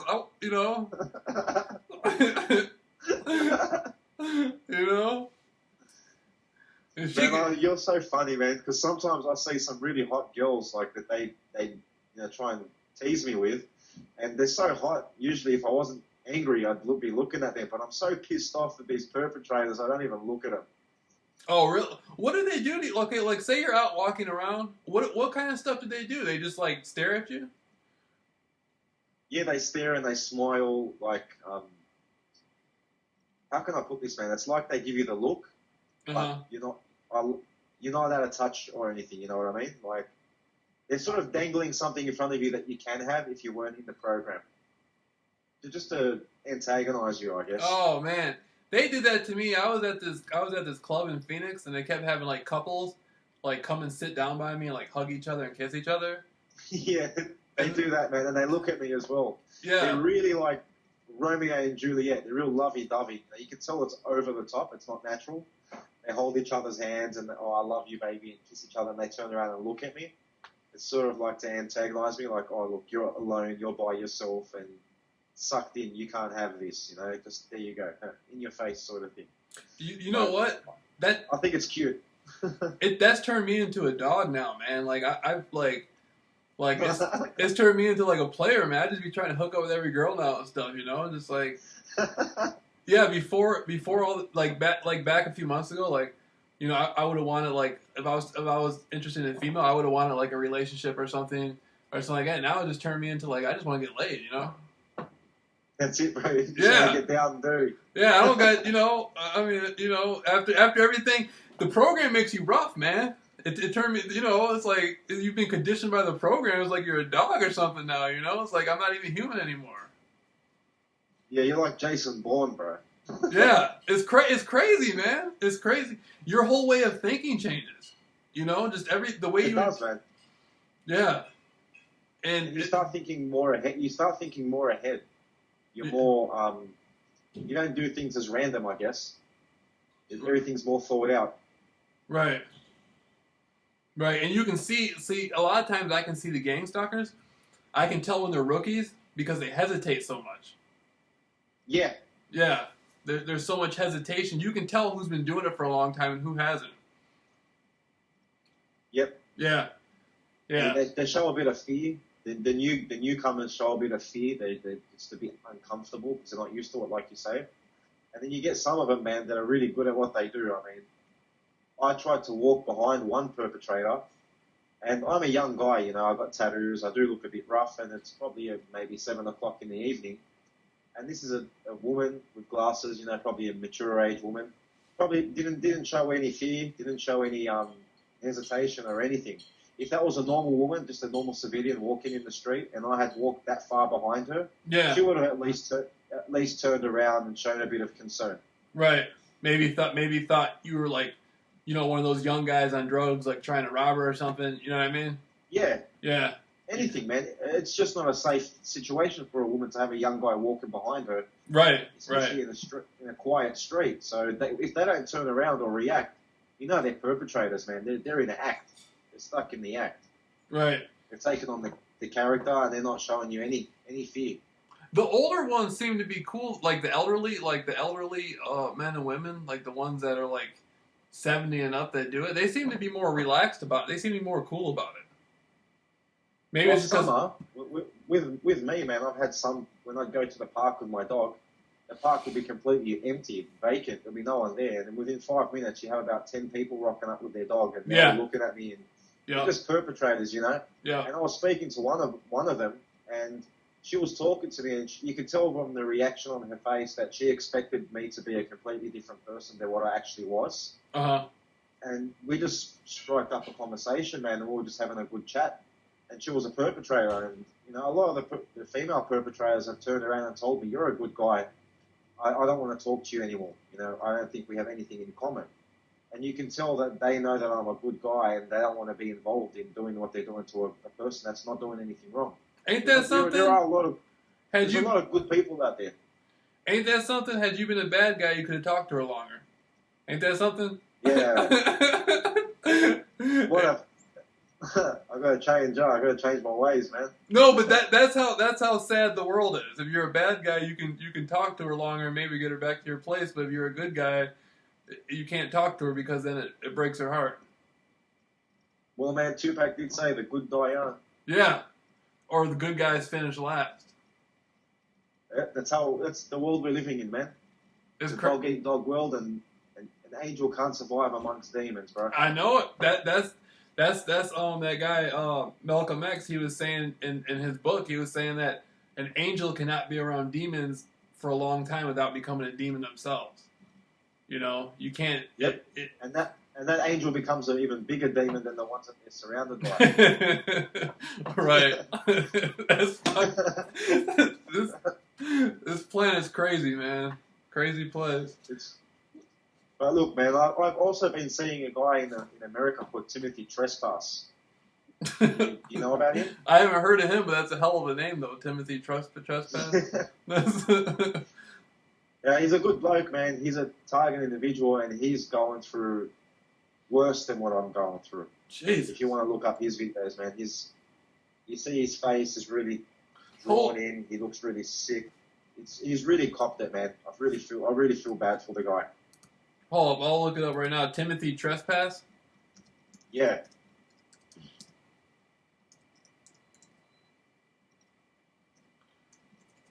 It's like it's getting worse all the time or something, man. There's a lot of people copping it real bad out there, man. I mean, there's different levels of the program. I mean, yeah, see? He does look pretty hit up. He looks like one of those guys who took acid too much back in the 60s or something. Yeah, he does. But the thing is, man, he's not on any drugs or anything. He's a pretty straight guy, and just from being that happened to him just for being targeted. Yeah, man, they poisoned him. He's even got Morgellons worms disease. I'm not sure if you've heard about these new parasites. Why the hell would they target him? He doesn't even look. He doesn't look like he. Your guess is as good as mine, man. That's crazy, man. He don't even look like the type of person who they would target. Like he looks like he has it rough enough as it is. He's been on YouTube a lot. He probably pissed somebody off on YouTube. He's very sick, man. He's not doing too well. Yeah, I can see, man. Yeah. I think you've disconnected somehow, man. Huh? I'm disconnected? You're disconnected from... Yeah, somehow. You can't hear me anymore? I can... Oh, there you are. You're back. Okay. Yeah, man. I don't really, to be honest with you, I wonder how they call people into the program. Who does it have to be approved by, do you think? I don't know. There must be a big criteria you got to tick off, I guess. You got to tick a lot of boxes, I'm pretty sure of it. And once they put your name into the computer, it's like there forever or something until they take it out? That's what I'm guessing, man. It's crazy, man. I'm guessing, look, if there's a way in, there's a way out. That's the way I look at it. But I think the way out has to come from somewhere high up the ranks. Someone higher up the ranks has to take your name off that list. And I guess you're too much of a threat for them if you know what's going on and you're still sane and you haven't folded. You can still come back and bite them in the ass. You can sue people. You're still a risk to them, you know what I mean? Most of these people are like businessmen. They don't think with their hearts or anything. They just think with a business mind. Right. They cut all the loose ends, you know? Yeah. Oh, I don't want to be taken off, man. I want to be able, because I'm trying to set up some courses and stuff, and I want to be able to show people, because if people are around me, then they can see it in action. Because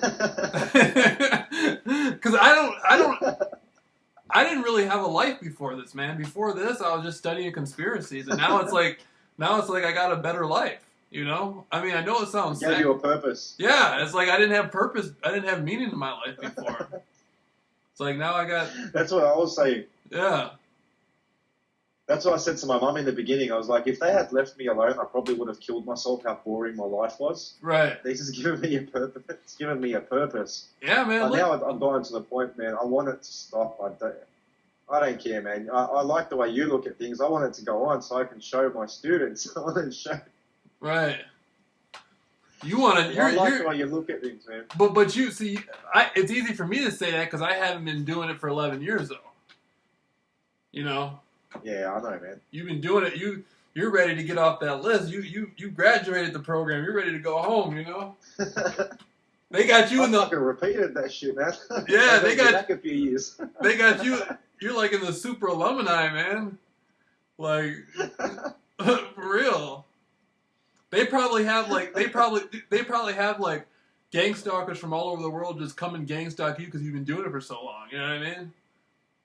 Like, yeah, they're like, we need to call the best of the best for this guy because we've thrown everything we got at him and he still doesn't give a fuck. Right, right.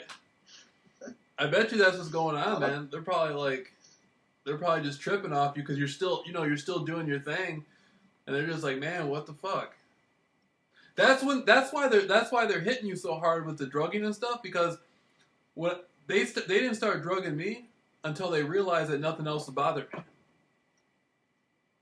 Oh yeah, no, I was being drugged from not 11 years ago, but I started being drugged 2 years ago when I was living homeless in my van. I started noticing that I was being drugged somehow, and it was scary because sleeping at night in a van, you've got to be aware you can't be off your face. Right. And I was literally pulling myself off the mattress, peeling myself off because I was heavily sedated. Jesus. And it was pretty full on, man. And I've got a very strong tolerance to alcohol and drugs. I mean, when I used to smoke pot, I used to smoke a hell of a lot of pot just so I can get stoned. So whatever they were using was pretty strong. Man, this stuff, God, I can't believe, like, a month ago, 5 weeks ago, I wasn't talking about this. Now I'm talking to you. We're doing, like, an international interview and stuff on gang stalking. This might be the first international gang stalking interview. Is there somebody else out there doing it with somebody from America and Britain or something, or Australia and Britain? No, well, I have seen on the Vinny Eastwood show a lot of interviews, but he rejected me. Of course. I got in contact with him, and he rejected an interview from me. Yeah, he's not a real. He's more with them. Yeah, I worked that out, man, because he started perping me. Yeah. Like, I'm sick of hearing about target individuals. There's just so many of them. You wouldn't really say that to someone that's going through what we're going through if you're sympathetic and on their side. Yeah. There's very few people out there doing the conspiracy stuff that are real. For him to make it as far as he did, he would have to be targeted already or be dead. Yeah. He wouldn't have a show, man. They wouldn't allow him to have a show. Hell They'd no. shut him down. Hell no. They would have fucking whacked his ass. They would have took him out in some alley somewhere and blew his fucking head off. And yeah, of course, man. They get at everyone. I mean, if you start getting if I was to start getting a large following, that's when they would come to me and probably tell me, "Oh, look, you got to shut up and start talking about this, and that." Or how you get some people talking about flat Earth theory and all these sorts of things. Right. You got to start putting just disinfo out there. You just got to start feeding people disinformation, and that's when they leave you alone, I guess. This is a sad fucking world. Fuck it. It is, man. It's not the world that I was brought up to live in. It's fucking sad. They taught me at school. They should teach you at school, man. Look, if you don't be a good contributor to society, you're going to end up in this program and you're going to be a target individual. They don't tell you that, man. No, basically what they're saying is if you don't start lying to people and you don't start being corrupt, we're going to fucking kill you. You know what I mean? It's sad.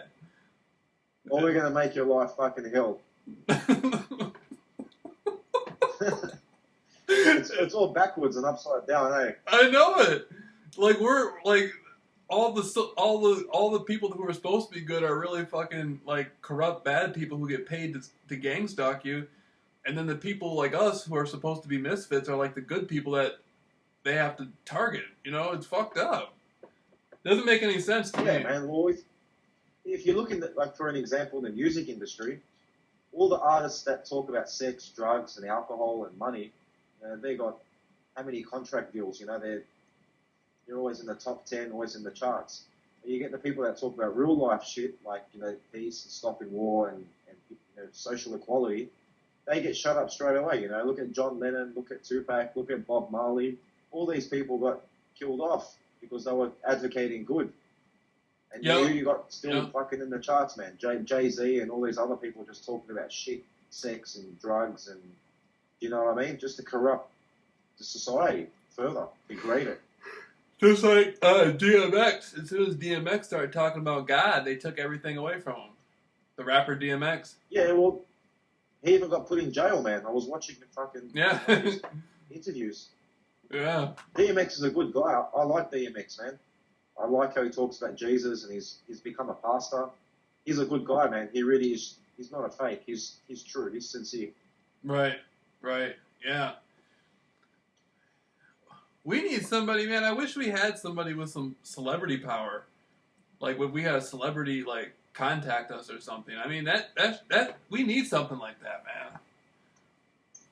Oh yeah, but I don't think it would happen, man. It wouldn't better their cause. Any celebrity will eventually either be killed off completely or will go along with the program. Yeah. Like you said, man, yeah. they don't want to lose their status. They don't want to lose all what they've built up and what they've and earn all those years. They don't want to lose their life. Yeah. like that kid. Who's that comedian, man? What was his name again? Dave Chappelle? He slapped someone.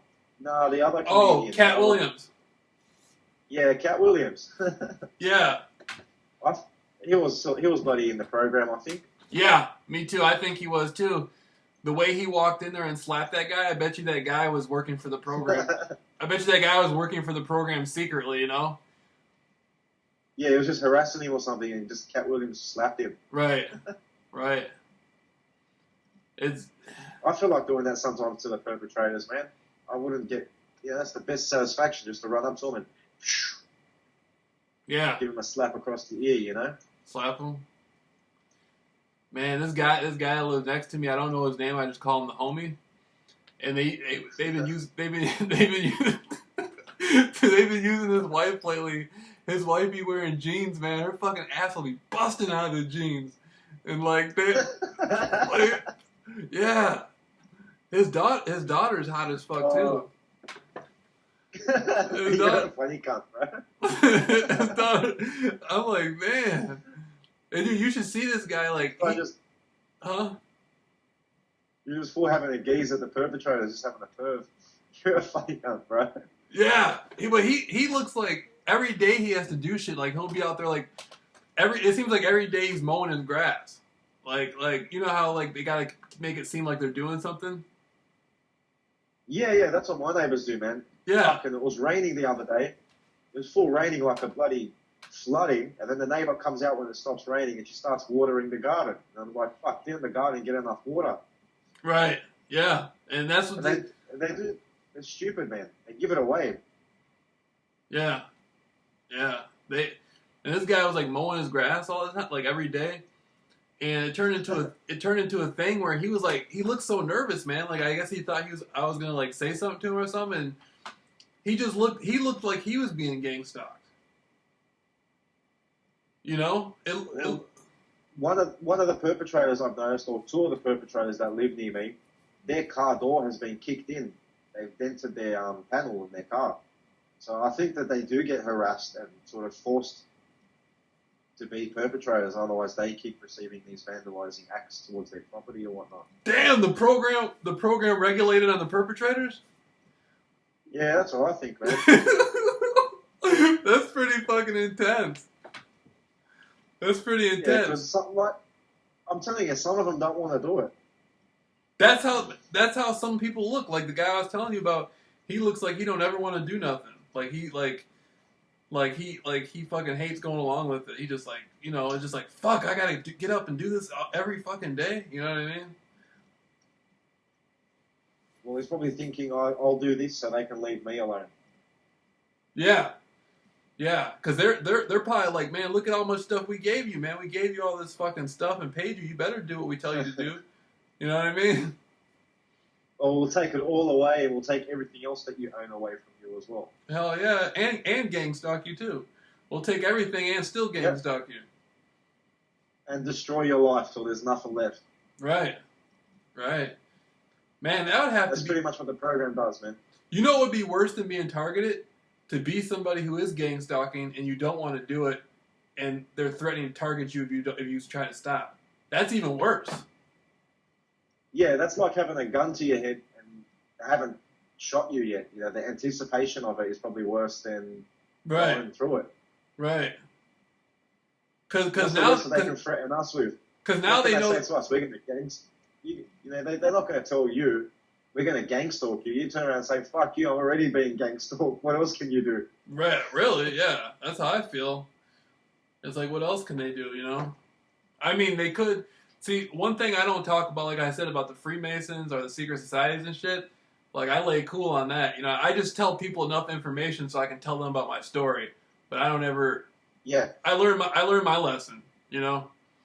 Yeah, but as you can tell, man, how I was speaking briefly on it. Yeah, I've learned my lesson. Just give enough for people to see the picture. Yeah, and then pull back because they don't like being spoken about. They just don't like being spoken about. Hell Even no. me saying that, they won't like. Because you know, they're not hard to find, so they don't want, you know, they feel like they got lodges everywhere, so, you know, Like with the secret societies, you can't really find the secret societies because they're not supposed to exist.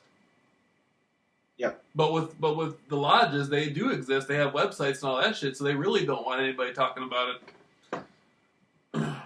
There's a bit of a trick when it comes, I think, to Freemasonry.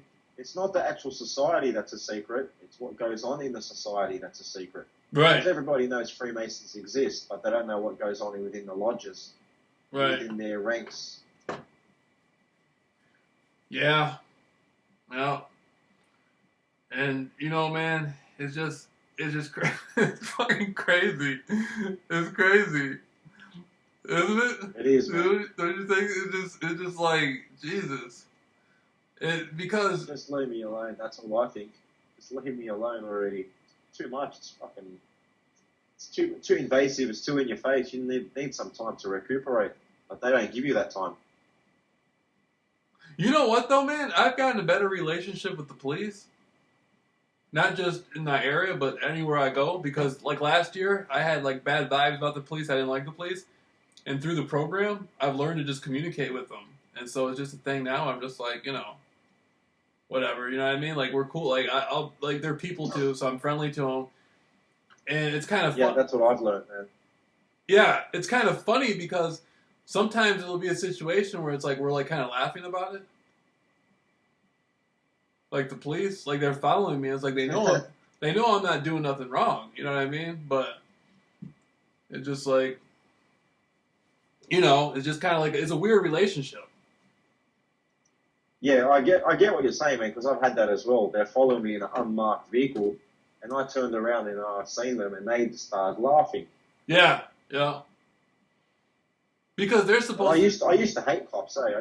I used to really hate cops before I was in the program. Me too. After dealing with them as much as I dealt with them, I don't really hate them as much because a lot of them have given me a bit of advice and helped me along the way as much as some of them have bloody harassed me. So it's been 50-50. I think it's kind of cool. Like when I was in Phoenix, they would pull up on me and flash the lights and stuff. They pull you up? Yeah, they'd pull up on me and like flash their headlights, not the police lights, but the headlights. And eventually, I just started talking to them and waving at them, and then it became a thing where it was like friendly. And then when I was outside, like it gave me more freedom because they're looking at me like, well, we know he ain't selling drugs or doing nothing wrong. You know what I mean? He's in the program, so it gave me more freedom. I just like the way you look at things, man. You look at things different. Yeah.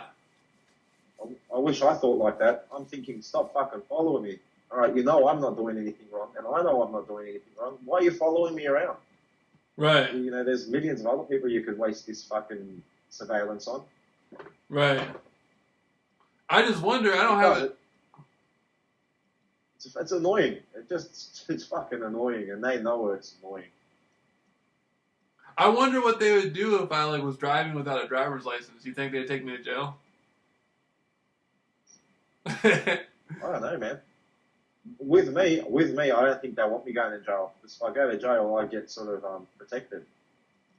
Everything's. If you get sick, if you get poison, you're going to go to the nurse and say, "Look, I'm sick," and then you're going to have a blood test, and it's going to come up in the blood test, and they're going to have a reason for it. They can't get away with as much. I don't think they want me in jail either. I get the feeling that they don't want my name on any damn paperwork. They don't want my name going through the computers or anything. That's what I'm saying. Because once you're in the going through into prison or into a facility, you're vouched for. There's paperwork, like you said. There's paper trail. Paper trail, right?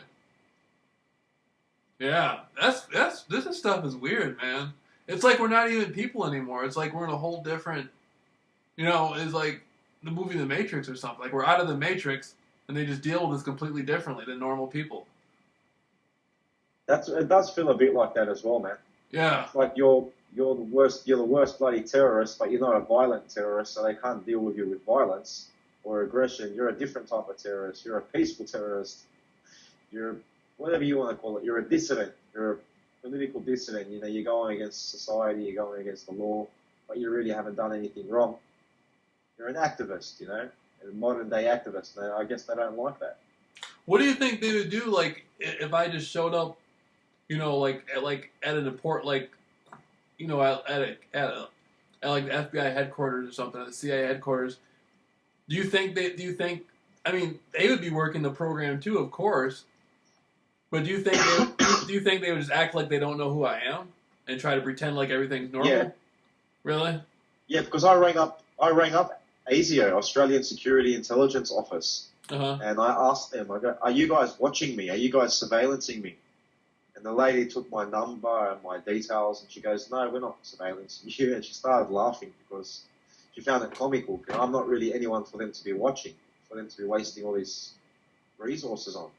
So I do know that it's not coming from within, how can I put it, ASIO or intelligence services, but it's getting a hand from them in some aspects.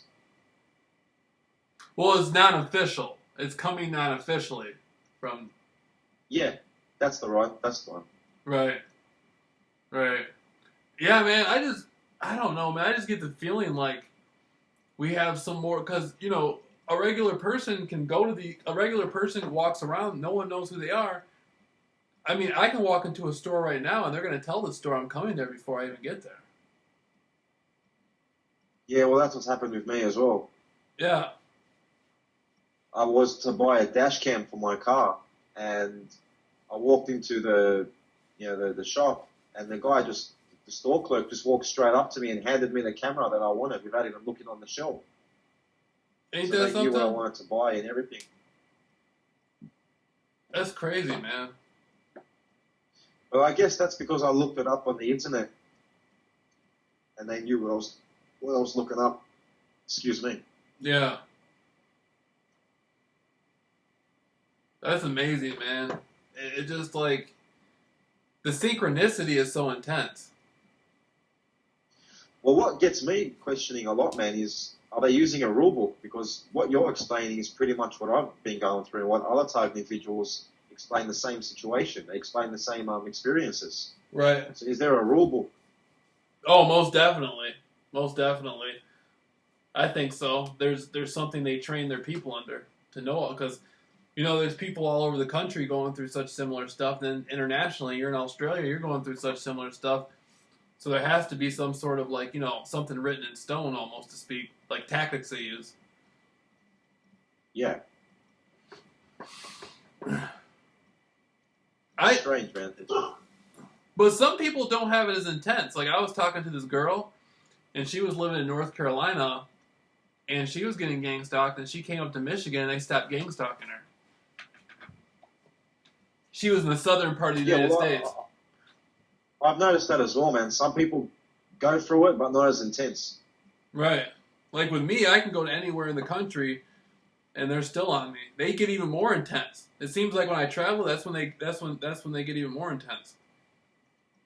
I think the more you know about the program and the more aware you are, the more it's imposed on you.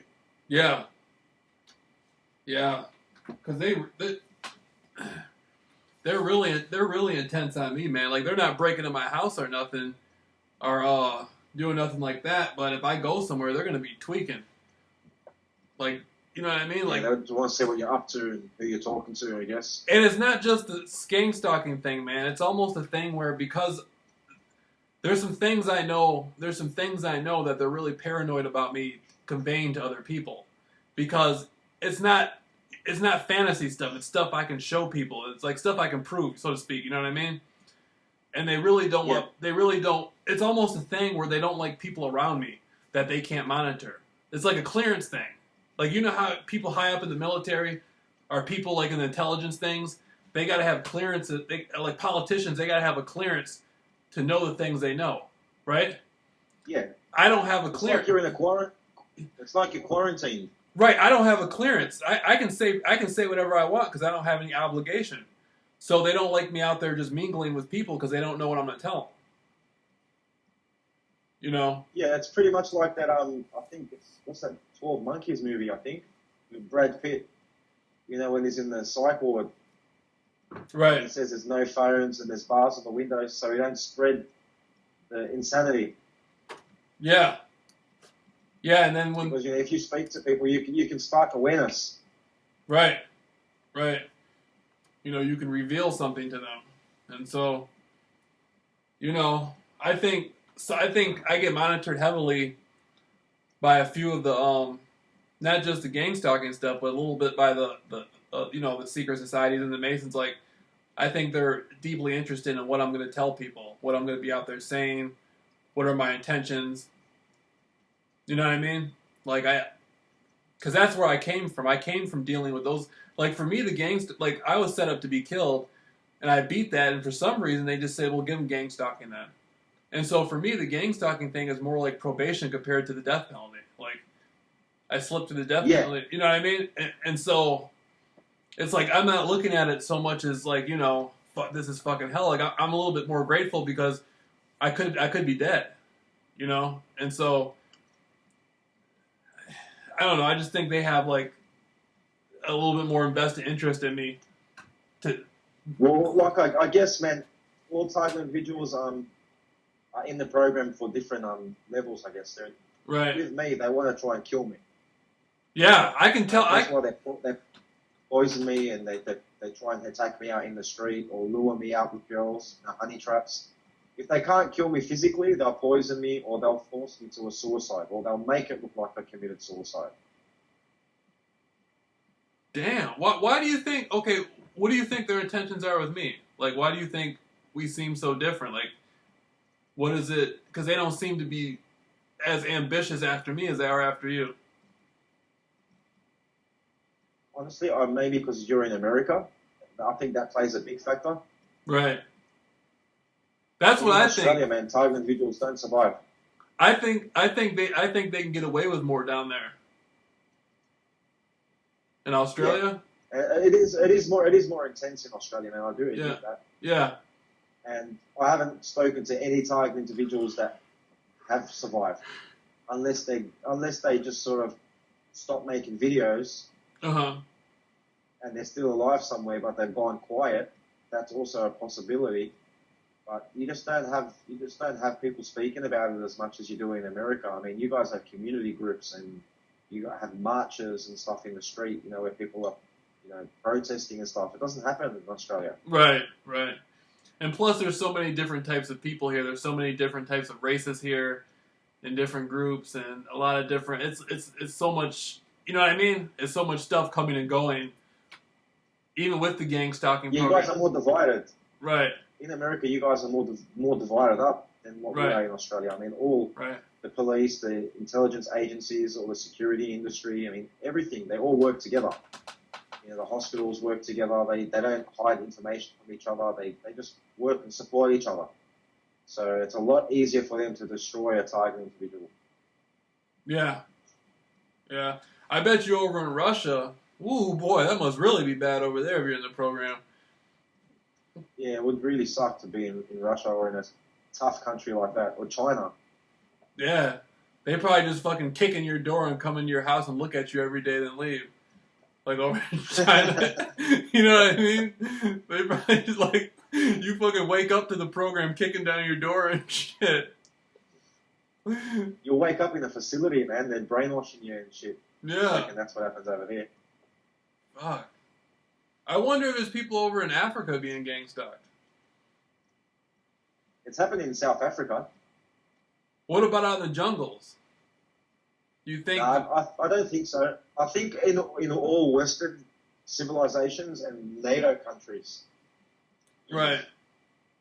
I do know New Zealand, Australia, the UK, the USA, South Africa.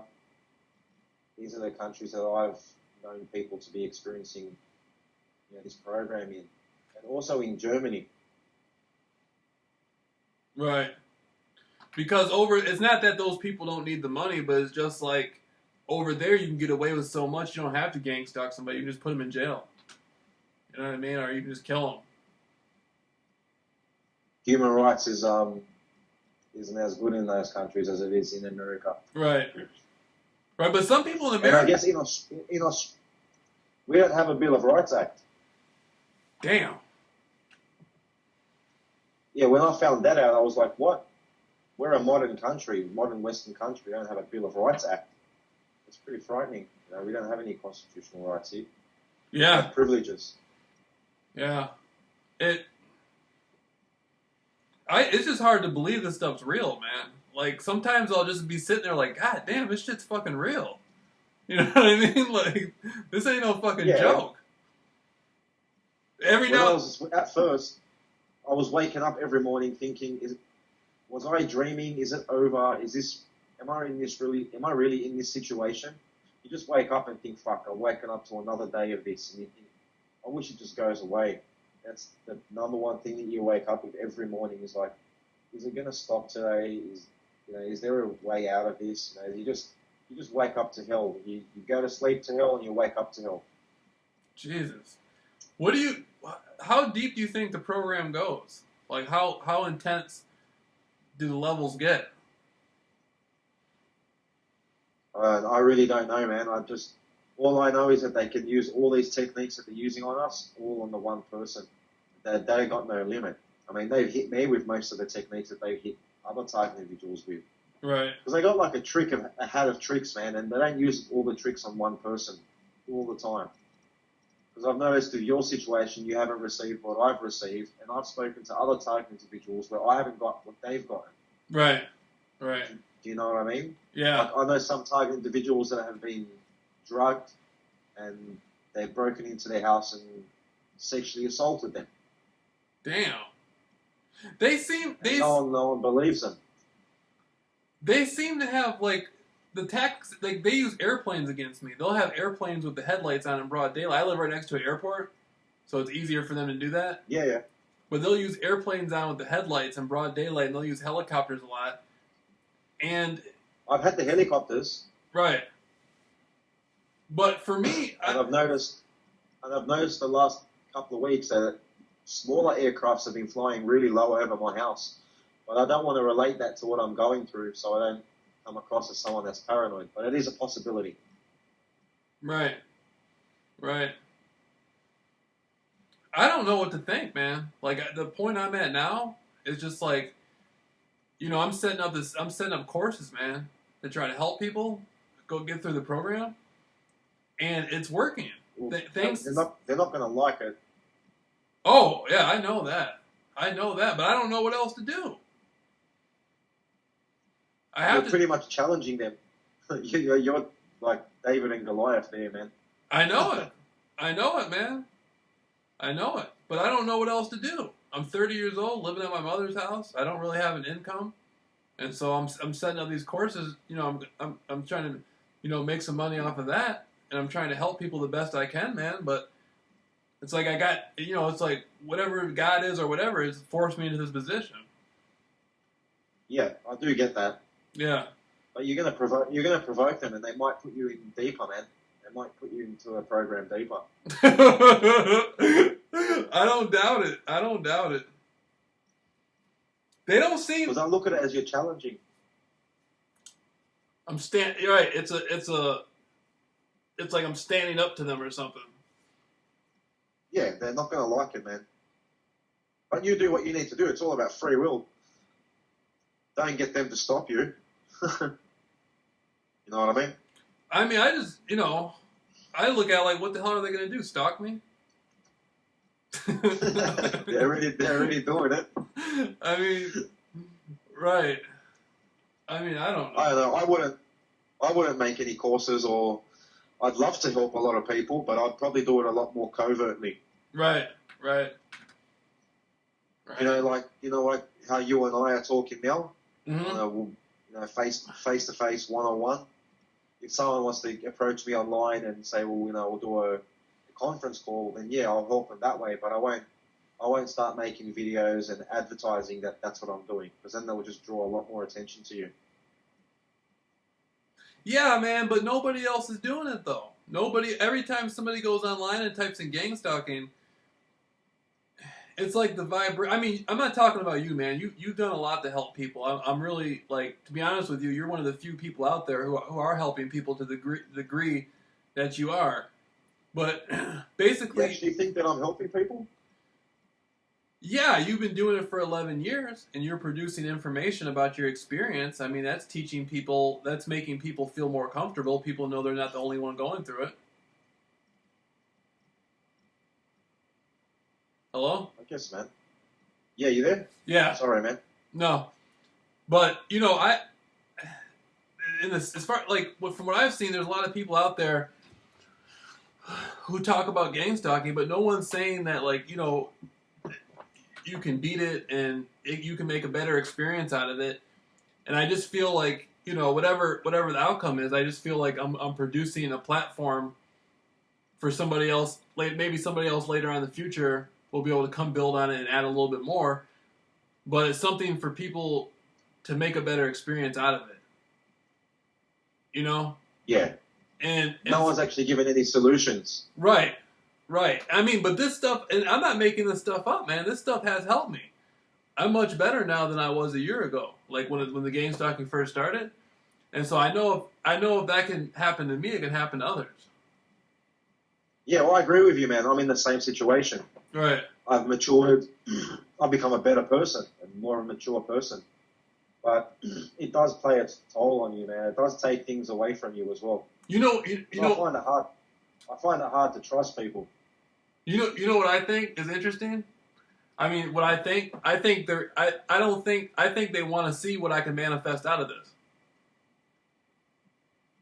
You think it's an experiment sort of thing? I think they're doing a more hands-off thing with me. I think they want to see what I can make. They want to see what can come out of this. Because if they're listening to me, that means they're going to be able to listen to everybody. A lot of people are emailing me. I'm talking to a lot of people on my phone.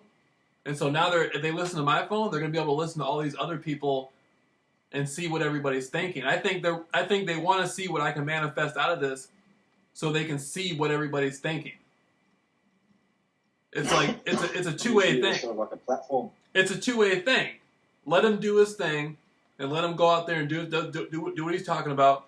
And let's watch him and watch everybody else who's interacting with him, and let's see what he can manifest out of it. We can, if we really want to. Man, that's how it feels. Honestly, that's how it feels. Sort of like you're a bait on a fish hook. Yeah. On a line, and they just cast you out. Yeah, they're like. See what you pull in. Yeah, they're like let the if the fucker has enough balls to say all that stuff, let's see what he can do. You know what I mean? They're like, fuck, nobody else ever talked like this before. Let's see what can come out of it. That's what it feels like. Honestly, dude, that's what it feels like.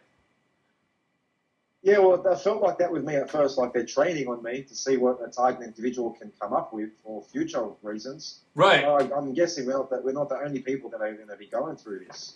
So they'd like to see what a target individual can do to wiggle themselves out of it so they can stop that in another program for another person. That's true. If they put a roadblock for you, theoretically speaking, and you've maneuvered around the roadblock, they want to know how you've done it and how they can go about, performing the program so the target individual can't walk their way around this roadblock. So they're trying to perfect it as well. You know who taught me? I mean, where I got my stuff from was watching Muhammad Ali. Muhammad Ali had a famous fight called the Rumble in the Jungle with George Foreman, and where he did the rope-a-dope, where he let George Foreman was like a much stronger, much harder hitter, and he let George Foreman wear himself out, pretty much, right? And then after George Foreman wore himself out, then Muhammad Ali started beating him up, and Muhammad Ali ended up winning the fight. And I said, my God, I'm going to let these people throw everything. I'm going to let them throw what they can at me, and then I'm going to out-endure it and end up wearing them out in the end. Oh, it's a bit ambitious, bro. It was psychological. Man, listen, I used to just walk for hours and hours and hours, and they would throw all kinds of stuff at me. I mean, it was pretty hurtful just from the beginning to the end to go through all that. And then I feel like they don't hit hard anymore. Like at first it was pretty hard, but now they don't hit hard. Yep. And I'm like now we're in the 14th round, you know what I mean? You don't hit hard and I can hit harder than you. You know what I mean? And so I'm just like, I mean that's what I'm trying to manifest out of it, man. I'm trying. You're no longer a piece of cookie dough. You're a stone. Right. I did an interview with there's this human rights group called PACT International. Have you heard of them? They specialize in like targeted individuals. No, I haven't never heard of them. I did an interview with them. I put it on that Jameel Rawls versus gang stalking thing, and like people were like calling in and stuff like that. And I did the whole interview, and the program is basically like kind of cool with it. I haven't had. I mean, they're not. It doesn't seem like they're tripping out over it. So that's what I'm saying. It seems like they're trying to watch me just to see, like you said, like let's see what he can do. Let's see what we can learn from this. Well, let's see if he can advertise for us so other people can get scared and just fall in line. It's like you're an example to make an example of you. Right? Okay, you mean people are going to hear my story about like the conspiracy research and be scared to talk about the stuff now? Yeah. That could be too. Oh, look what he's going through. That could be too. And they're probably letting you spread it around as well. Because the more people you tell, the more power they get. That's true too. That's true too. So it's like, on one angle, I'm going to be able to help the people who are already in the gang stalking, but the people who aren't in it, they're going to be scared to go the road I went because they don't want to end up in it. Is that kind of what you're saying? That's right. Yeah. Yeah, I can see that. Yeah. I can see that. So it's sort of like a double fold, you know? It's like no matter how many people he helps, there's still going to be a great more amount of people who don't want to end up in it. Yeah. Right.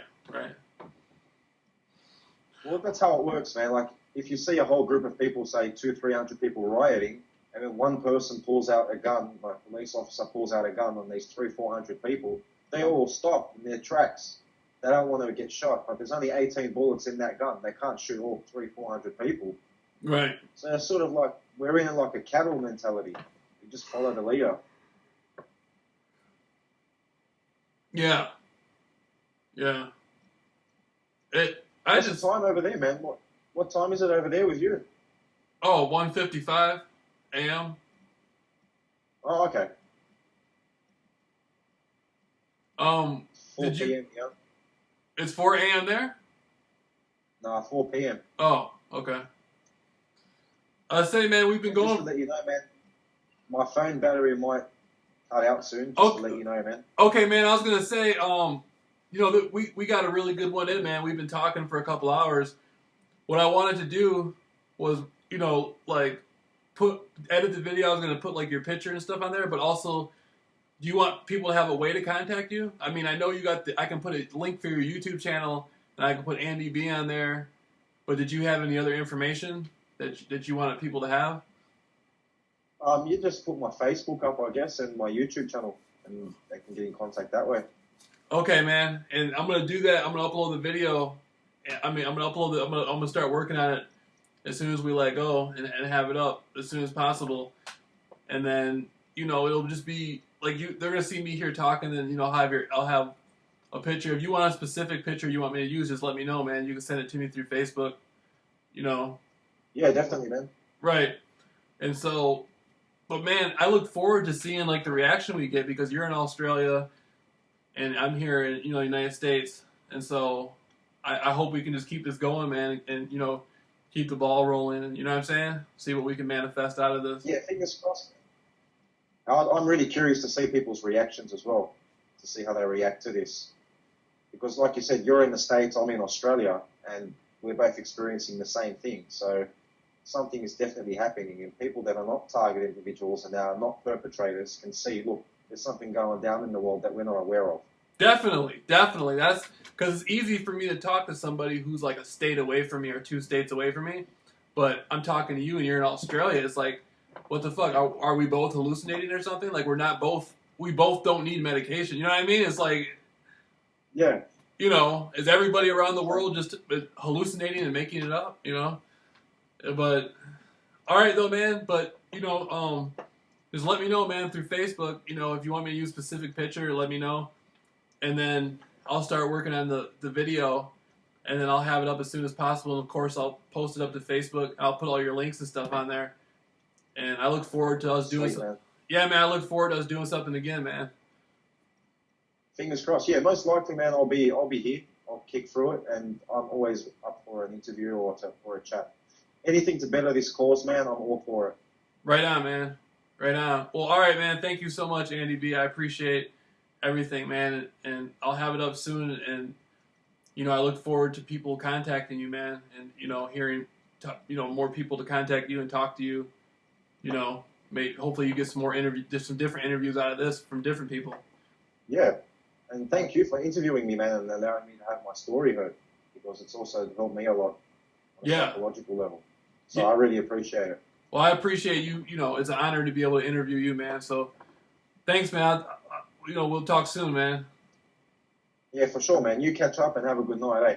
All right, bro. Thanks, man. Take it easy, bro. Peace out. Yeah.